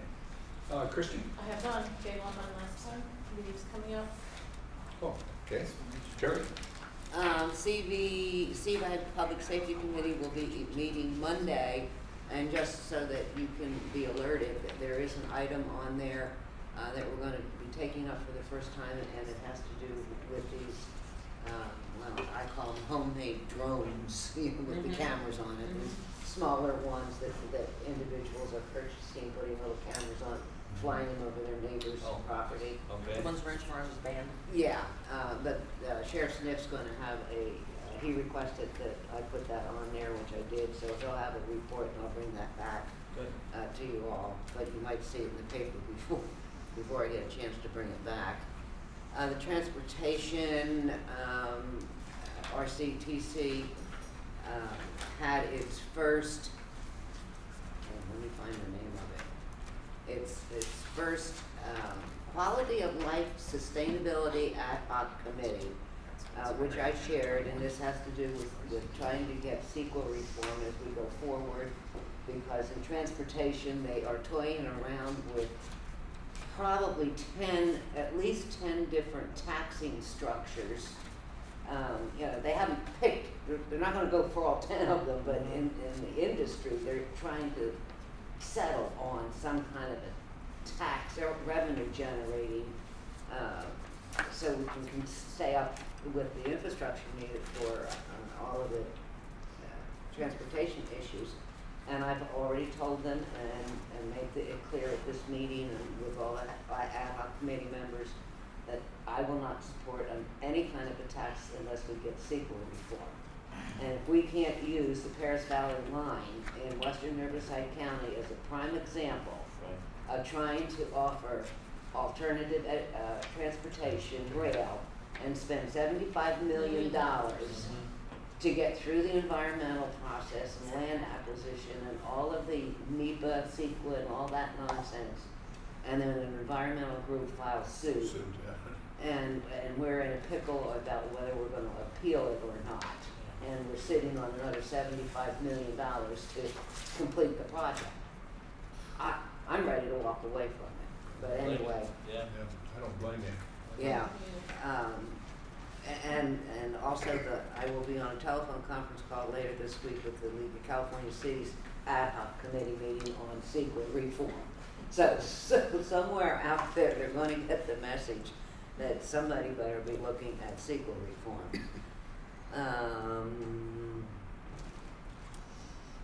Done. Okay. Lee? The Imperial Irrigation District, ECAC, they signed an agreement with another solar farm, and they've already met their percentage of renewable energy requirements as far as contracts. They haven't got all the sources to it yet, but they've got the contracts put in place for once these groups come online. But that's all I have. Good. Just two quick items. Number one, Frank and I attended the executive board of CVAG last night. Lasted what, a half an hour? Yeah. Wow. We was in and out of there. Good for you. I've never seen it go so fast. Really nothing to report about what they did. And then the second thing was Sunline. Of course, we're going through a major change, but we did put on a retainer, a Roger Snowball out of Rancho Mirage, and then as the interim general manager of Sunline until we can find a permanent replacement for Mike, if that comes about. There could be some legal action, and there are some issues that have not been resolved. But anyways, this guy has got a lot of experience for transit agencies and that, but we're paying him through the nose. How much are we paying? $250 an hour. Yeah, it was in the paper, I can believe that, I thought it was a typo. And basically, that's all I have. So, Is he working full-time now? No, he's gonna be The working. interim is not working 20, full-time? and this is 25 hours a week That's it. $250 an hour for 25 hours a week? and $250 an hour. One other thing I should have mentioned, I mentioned a little bit earlier, last week we were at the La Quinta High School graduation ceremony. Yeah. And they mentioned that La Quinta High School, within its size, is the #1 rated high school in the Riverside County with the top test scores and everything else. So La Quinta High School's #1. They did an excellent job. Great job. Bring a comment on that too. And Mr. Mayor, I did forget an item that we had this discussion earlier. The league was able to get SB 673 killed, and this was strictly a home rule issue. It would have required cost-benefit analysis before a city/county may approve permit to construct retail or commercial facilities receiving over $1 million in subsidies.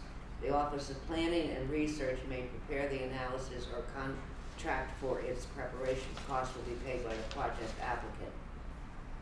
If we don't know what we're doing down here, if we're going to subsidize something with $1 million and we're not going to do a cost-benefit analysis, but this was a law that was going to require us to do it. So we were able to get that one shot down. Okay, we'll move on to mayor and council members' items. I have a few, but I'd like to bring it to your attention. Last week, I went to Lavender's. They were having a special dinner that all the proceeds that they got went to the relief in Oklahoma, and they raised over $10,000. It was quite well attended in that, and it was all going to the Red Cross. And that. So it was a real nice function. I also, Memorial Day, I attended representing the city of La Quinta, where we put a wreath on those military people who passed away, was killed in action in that. Indio and Coachella and La Quinta represent every year, and that was a very nice program. And that Was that at the cemetery? at the Yeah. Coachella Valley Cemetery, yes, I at missed 9 that o'clock in the morning. It's a very nice function, and it actually wasn't too bad. It was a little on the warm side, but not They bad have at a nice all. monument set for that. Yeah. Yeah, they do. Yeah, they've done a great job. They have. Last, I was going to mention, as Lee mentioned, we both attended, we were invited to attend the graduation ceremonies. And I don't know whether you remember reading my letter that I sent to the school, and that Gary Tomac, who is the president of the board, read part of that letter and recognized the city of La Quinta as recognizing what they have done educational-wise for the students. And I thought they did a wonderful job. Around 600 over 600 graduates, and and a great percentage of them were in the higher echelon educational-wise and grade point averages. Yeah, over 75 students graduated with over 4.0. And that is pretty damn good. in that. So we're very proud, as we said, very proud. Outstanding. The last thing, and I'm going to give this to Terry. The league, as she knows, every year I let her be our representative, voting delegate, but you need a alternate because I will not be there. Okay, who's gonna be the alternate? Who would like to be the alternate? Sacramento, I'm going. You're going to, yeah. Doesn't matter. I'm happy to. I'm going to Sacramento. All right, Okay, well, so you pick an alternate, and Terry will be doing it anyway, so you won't have to worry about it. well, what it really means is that the last day of the convention, Yeah. you need to stay for the General Assembly, and that's when everybody leaves, except the delegates, unless there's a floor issue. And then you gotta stay so you can vote. Go ahead. Oh.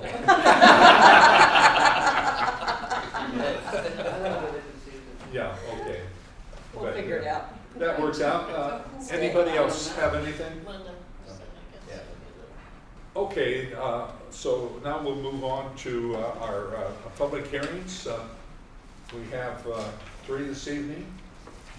The first one is ordinance amending Title IX of the Municipal Code and corresponding zone change actions required to implement programs identified in the 2008 La Quinta housing element. The applicant is City of La Quinta. Staff report.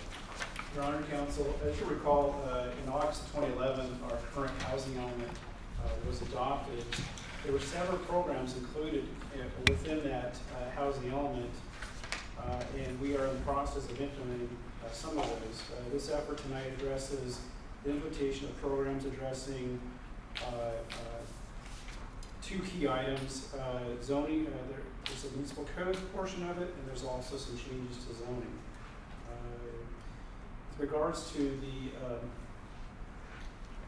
the proposed code amendment, we're incorporating mandated zoning code revisions. We're addressing certain state requirements regarding reasonable accommodations, emergency shelters, and transitional housing.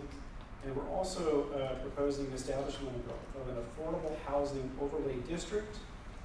And it's very important to understand that this is a key item in going through this action in order for us to be able to proceed with our 2014 housing element update, which we versed you on here a few months ago, and that effort is currently underway. With regards to the zone change, we're addressing the current RENA requirements, and the way that's being addressed is by the change in zoning and the overlay being established. It's adding additional capacity to accommodate, mathematically, to accommodate our RENA allocation. So the increase in potential number of units on vacant properties has to be calculated as you go through your housing element update effort. So as we negotiated at a very lengthy, arduous effort over 18 plus months with the state going back and forth, we had to identify to them on vacant, unentitled properties how we could accommodate that very large number of allocations that came forward through that last process. There's the assignment of the affordable housing overlay to most of our commercial properties. It's addressing our neighborhood commercial, community commercial, commercial park, regional commercial, and village commercial districts. So that overlay will address all of those properties, and there's also a few specific residential sites as well. And there's a change in zoning, an actual upzoning occurring on 5 specific parcels. I wanted to address real quickly the issue of height and setback, because one of the key issues is that relationship between multifamily and single-family properties, and we have a lot of that occurring, not a lot of it, we have it occurring in our community, and there are a few of these properties that are proposed for upzoning, as well as with the overlay that are abutting single-family zone properties. So we're focusing on that relationship between the affordable housing overlay zone and the very low and low density residential districts. There's some criteria that we've created in the text to address that if they're within 250 feet of one another. That's addressing a maximum height provision that's more restrictive than the standard language. For example, if you have single family residential against the affordable housing overlay, within that 250-foot area, they are limited to a maximum height of 32 feet and 3 stories versus the standard overlay of up to 4 stories, 40 feet. So it's more restrictive as you get closer to the single-family residential zone properties. Also, there's additional setback requirements as you get closer to those properties. So you get into a lower height and a further setback requirement as you abut interface between those two districts. There's also similar criteria already in existence in our municipal code that addresses those transitions, and we're just adding to that, if you will.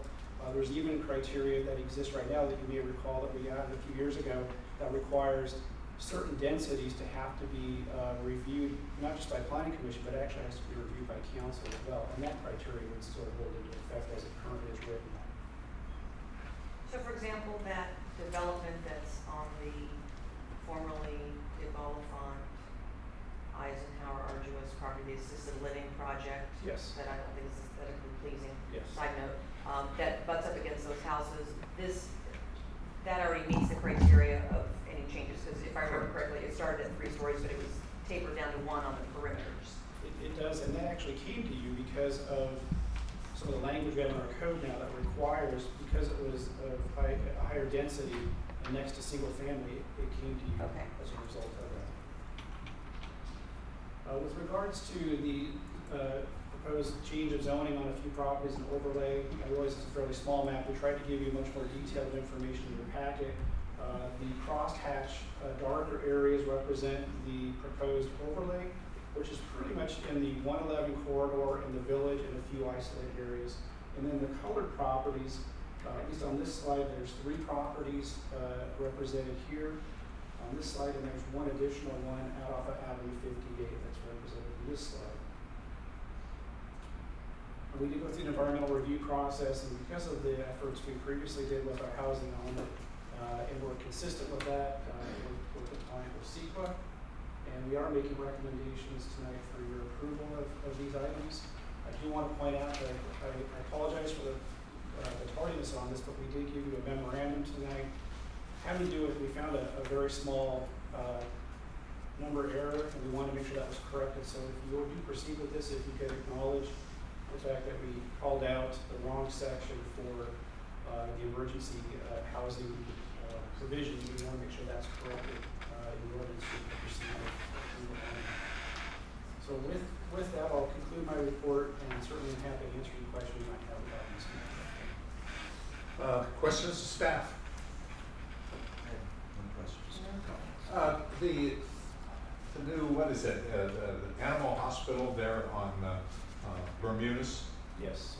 Or excuse me, not Bermudas. Eisenhower. Eisenhower. And that, does that fall within these regulations? It would. I mean, it looks out of proportion. It's so high and it's right on the sidewalk. Yeah, that does meet the current village commercial criteria. With the affordable housing overlay, that would only apply to affordable housing projects. It would not apply to. Okay, so it doesn't affect. Any non-residential or even market rate housing would have to comply with all of the village commercial standards as they currently are. The only exceptions would be for increase in density. For example, possibility for height would be in relationship to affordable housing. Okay. Yeah, I was just concerned that I'm looking at the proportions of that building to the sidewalk area and that, and it looks like it. Did they get a variance beyond what is legally allowed? No, they did not. That it does meet our village commercial height So requirements. it does fall within that. Yes, in sir. that, did they get architectural? What we call it, the projections on that? I don't know if with certainty. I think there might have been some very minor. Because I know that we have certain height limits, but you can exceed that with an architectural Right, projection. there are certain allowances to go above the maximum height for certain projections, yes. But I don't think they needed them. I think they're 34 feet. I think that I came in to talk to you about that, and it is the standard. And yes, it does look the way you think that it looks. Well, to me, Well, it's, It for comes- for yeah. that corner and that, it's just way out of proportion. It's just, In my and a lot opinion. of it, and you're right, but a lot of it is what you get used to too. After a while, people will be used to it. Once it's Well, finished, yeah, it'll look you, better. you begin to accept it, Yeah. let's put it that way. Let this Yes. mellow out. That's not saying that it's right, but no, But it was within the standards. yeah. Okay, well, unless there's any questions, I see that there are none, I'll open it up for public comment. Seeing none, I'll close the session and matters before the council. If I could, Mr. Mayor, you know, reading through this, and this whole thing, I have been studying tax law for over 30 years, and seldom have I come across something as complicated as income tax law. This is pretty damn close. This is some of the most complicated stuff, it's ridiculous. And it's mandated by the state of California. Yes. And one of the biggest challenges I have is that the majority of the people in the state of California don't realize the crap that our cities have to put up with because of this. And I will. I wish you'd tell it as it is. I wish that people understood the kind of crap that the state of California and Sacramento brings upon the city of La Quinta and other communities within our state. There'll be, I'm sure, viewers on this. That's fine. Hopefully Governor Brown. Well, But anyway, We have another one that's. I know. Yeah. So it's most unfortunate that we have to deal with the complexity that the state has mandated and the amount of density that the state is mandating here. The tables as shown here, I wanted to ask you, on page 21 of this report and that table, I mean, you've got others like it, but on page 21 of those small letters, number 151, you have one column for the percentage of moderate income units. So if we go to the maximum of 40%, is that saying we could have 35 units to an acre? No, it's a percentage increase. So we could have a 35% increase. Correct. And this is already in our municipal code. And that was mandated by the state, gosh, I want to say about 5 or 6 years ago. We had to provide a whole list of provisions in density bonus provisions were identified, as well as some other exceptions that can be, they basically get so many exceptions based on the number of affordable. The more you units can per crowd project. them in, or the more will run, yeah. Well, I just am extremely frustrated with this plan as mandated by the state of California that has no concern for this community, yet they put these laws upon us. That's all my comment. Anyone else? Ditto. All right, I'll entertain a motion. Okay, with that, Mr. Mayor, I move approval of ordinance number 512, an ordinance of the City Council of the City of La Quinta, California, adopting amendments to Title IX zoning of the La Quinta Municipal Code to include 1, establishing an affordable housing overlay district, 2, establishing use allowances and standards for emergency and transitional housing, 3, amending affordable housing density bonus provisions, and 4, establishing procedures for reasonable accommodation in addition to the modification to the emergency shelter language section numbers. Do I hear a second? Second. Moved in second, all in favor? Aye. One day, just for, Well, Councilmember Evans just read the entire title into the record, so. So we also We need to don't- move we to don't need it? introduce. That's our first reading? First. Okay, sorry. Okay. You take a job. All right, we'll move on to public hearing number 2. No, we They still have to do take the second D. action on that ordinance. Yeah. I thought you said we didn't have to. So listen, I She doesn't move have to to- read it. Oh, the second. I move to take up I just don't have to ordinance read it. 512 on first reading, even though it's already been read. Is that the motion?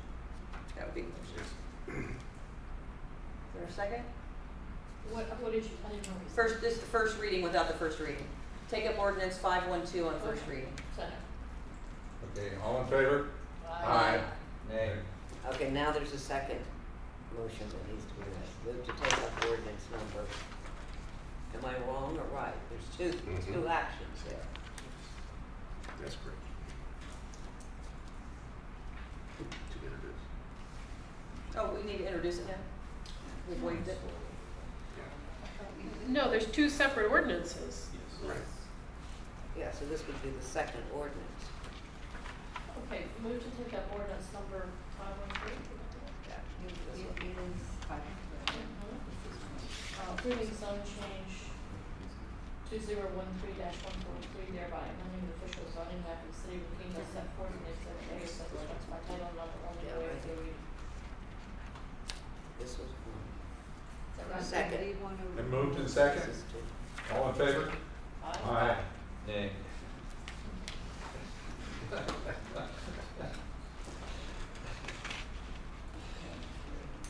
So we're now introducing, Wait a minute. Well, I guess I'll read this one out. Ordinance number 513, ordinance of the City Council of the City Council of the City of La Quinta, California, approving zone change 2013-143 to rezone certain property from low-density residential to medium-density residential within affordable housing overlay zone, as identified in the 2008 La Quinta housing element. Case number zone change 2013-143, applicant City of La Quinta, APN 609-052-002.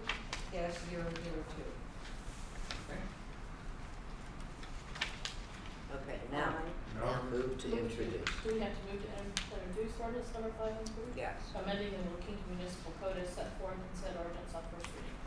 second. Moved in second, all in favor? Aye. Nay. Well, why are you that last vote, were there two names? No. Last year, I think that was the ordinance for public hearing two. That's right up here. it's in this first report. so see, this is the thing, if you look at the actual item in the agenda, it's got 4 blanks. Are but we if to you look 1 at and 2? Minutes, We of didn't it, have there's 2 blanks. Let's just get 1 and 2, but, Public hearing on number 2, I need to recuse myself. We just That's haven't what got to we We're that. gonna do number 2 now. We did number 2 on, It's public the hearing. next public hearing. At this, Well, Mr. that Mayor, was I will recuse confusing, myself yes, from and- item number 2 as the proximity to my residence within 5 minutes. Okay. So there were two ordinances for the first item. Mm-hmm. all right. Well, you, That was my motion. they've now acted on both of them, or have they not? No, No, they acted on the wrong one. Well, her reading was on the wrong one, is that Yeah, what reading you're was saying? on I read, Okay. I read the second. Okay, well, one. then Lee, if they haven't taken the action, then Lee needs to come back for this first one. Lee, Lee? I'm having a hard time finding. It's in the packet, it's the second ordinance. What page yeah, does you- it start you did on? the wrong reading, and I was wondering What's what you were 21? reading from. she just right did the wrong after- reading. 121, so I read 127 in its Confusing entirety. day and again. Yes, Oh, Okay, good. and now we're on the second ordinance, which is, I just had it here. Do we have to approve Exhibit A? Is that- Okay, I'm confused, where are we now? We're shooting, So we're on gonna number reread the 2, language from the public hearing second 1, one. right? Public hearing one, ordinance number 2. And what page does that ordinance start on? I don't have a page number, it's Wait a after minute. page 55 of the text, which from ordinance 1. Here it is, it's on page 187. Yes. Well, is that ordinance number 513? Yes, Okay. this is the second ordinance in the Right. first report. Yes. And we're only doing, all we're doing is changing the language because Susan read the wrong language. You with us, Susan? I know. And it's just basically for the record to have the right language in there. Mm-hmm. We've taken all the actions in Only there. because the ordinance you just took action on was the one that we. Right, that's the next agenda. Okay, so do we need to do Does this this have to have an again? emergency shelter modification too? Is somebody gonna make a motion on that? I think that the motions are made, I just Second need to part. read it into the record. No, that was. So this is ordinance 513, An ordinance of the City Council of the City of La Quinta, California, approving zone change 2013-143. Is this the right one? Yes. Yes. Yes. Yes.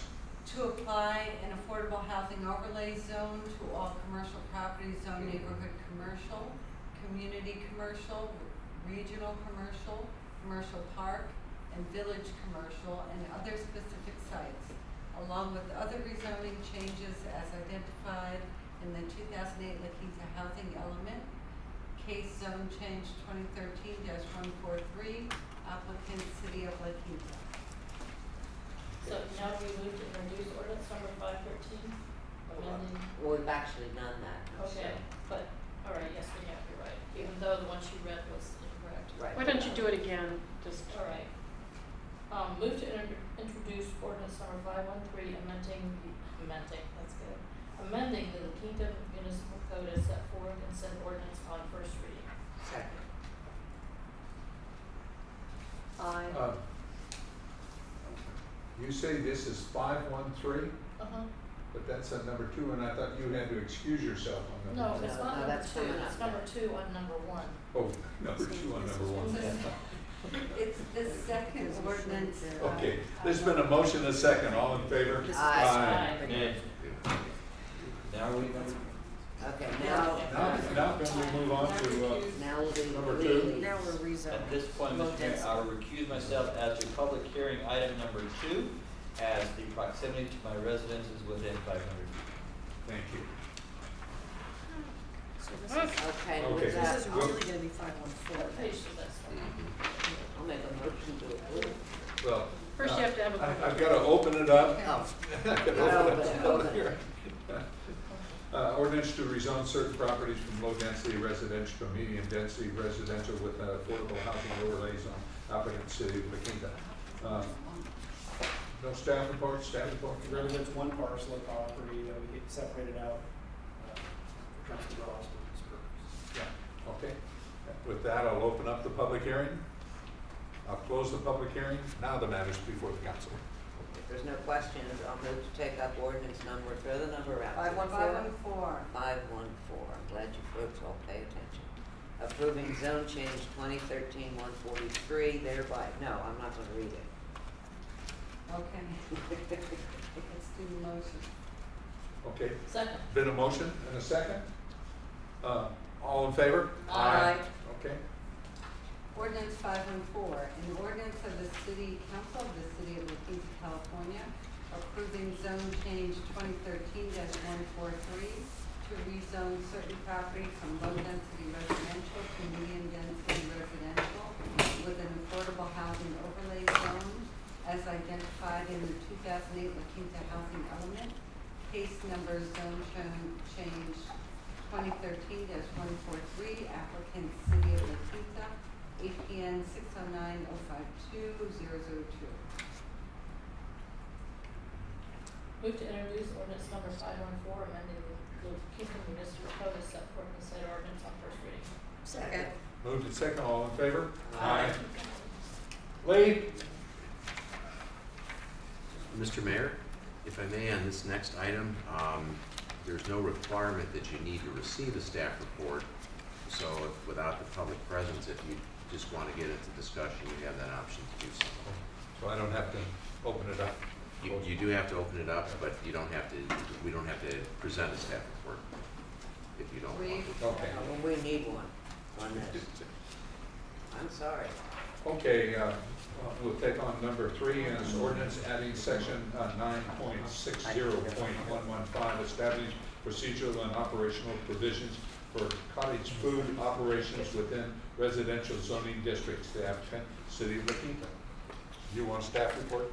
I have a bunch of questions, so I can go into them without the staff report. Okay, well, let's say no staff report, open it up for public hearing, close public hearing, matters before the council, go ahead and. Thank you. And again, Councilmember Osborne, pay attention here, because the state of California is again telling us what we have to do. And this obviously references the cottage food industry operation. And my questions all center around what exactly is the health department's responsibility here? Because clearly it's not clear in the staff report. Other than folks do have to go down and get a permit. But I'm more interested in inspection, and is there ongoing inspection? And then some of the things that you told me earlier tonight about what they can do and what they can't do. I think there's a lot of, I understand we're gonna have to approve something of this nature, but I wanna make sure we have enough strong language in here, if possible, and I don't know that we do. Go ahead. Well, our focus has been on land use only, and basically the state is saying Do it. you cannot exclude cottage food operations within your jurisdiction. So we basically treated them similar to home occupations and what's before you tonight. It has been identified. I did review briefly the county's website with regards to their requirements that they do have to be permitted through the county, through the Department of Environmental Health. What I don't know with certainty is inspections, how that works. They do have to be apply and be approved by the county and recognized by the county as a cottage food operation. What I did mention to Councilmember Henderson is I noticed yesterday there was a notation on the application that made reference to certain food products that they cannot, the cottage food operation cannot utilize. They identified creams, custards, and meat fillings. So it brought some questions up that I haven't explored Burritos and further. tamales, and you can't make them with meat in them. But that's what folks are doing. I mean, I'm not trying to have folks not be allowed to do this. I just want to make sure that the city of La Quinta is covering its bases. And our core objective was to minimize the impact to our, our residential community. And there is a limit to only one employee from outside the home. It has to be within their primary residence. And we want to make sure that there were no retail transactions occurring at the homes. Because of traffic. Because of traffic, exactly. We don't want to exclude cottage food operations, but we felt it was important to at least ensure that it's consistent with how we treat home occupations, and that's our process for home occupations, is to prevent that. That was an optional item. We felt that was important, and we've also identified the need for a minor use permit, which is an administrative permit. That's fairly straightforward. But we felt that was important to go through that process and then to be made aware of our standards, which would be the prohibition of any type of retail sales at the time. Well, and do they have to also get a business license, or just a Yes. conditional use permit? Sure, it's business operating in the community, so absolutely they have to get a business license as well. We would verify that through the minor use permit process that they're in compliance with that. And on a home business license, are you allowed one employee, paid employee? With a home occupation? Yeah. No. So this is an exception too, Yes. and was it part of what the law is requiring us? Yes. So the law now is telling us in residential areas we can have businesses that people have one paid employee come. This is just really incredible to me. I'm more angry that we're being mandated to do Right. this than Yeah, doing yeah. it. Big Brother is watching you, Yeah. and they're controlling It's- what you do and can do. So, and I know that part of the issue through the years has been particularly in the Cove, because those are only 50-foot lots up there, and they're small streets, and there's no way that 3 or 4 people are gonna park in front of a house and run in and pick up tamales. But then the thing says that you can't use meat, but then you said somewhere else on the page it referenced tamales. So, Really, you I don't know can't, what you can't make tamales in these No, cottage? what it said was meat fillings, but there was general reference on their website to the word tamale. Well, obviously there's a lot of non-meat tamales, but there's a tremendous amount of Yeah, meat majority tamales of them too. are So tamales. I could certainly follow up with the county and report back to the council regarding that. And I want to know now. I mean, I'm curious as well, and we need to make sure that we have a good general understanding of that. what's happening within our community. So we certainly will follow up on it and better understand what the county actually is ready to do. Well, and that's non-potentially hazardous foods. Some of those hot sauces they use are. Potentially hazardous.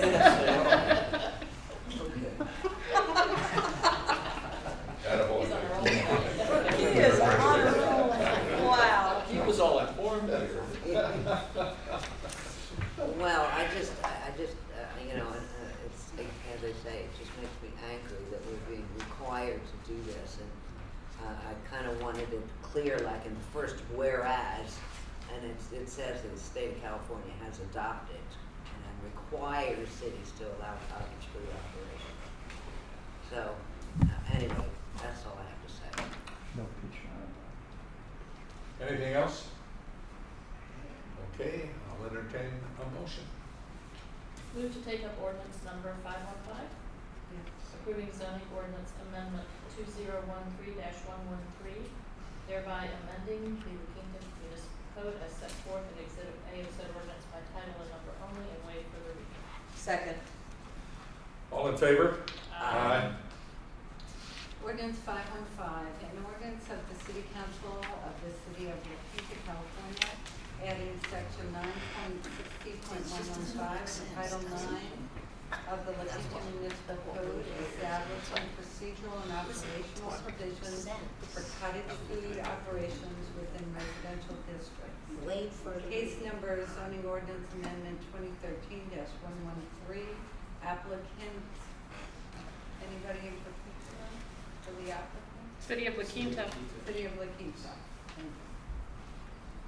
And with that, to make a motion to introduce ordinance number 515, amending the La Quinta Municipal Code as set forth in said ordinance on first reading. Second. All in favor? Aye. Okay, I'll entertain an adjournment. So moved. To adjourn. Did I hear a second? Second. Okay. All in favor? Aye.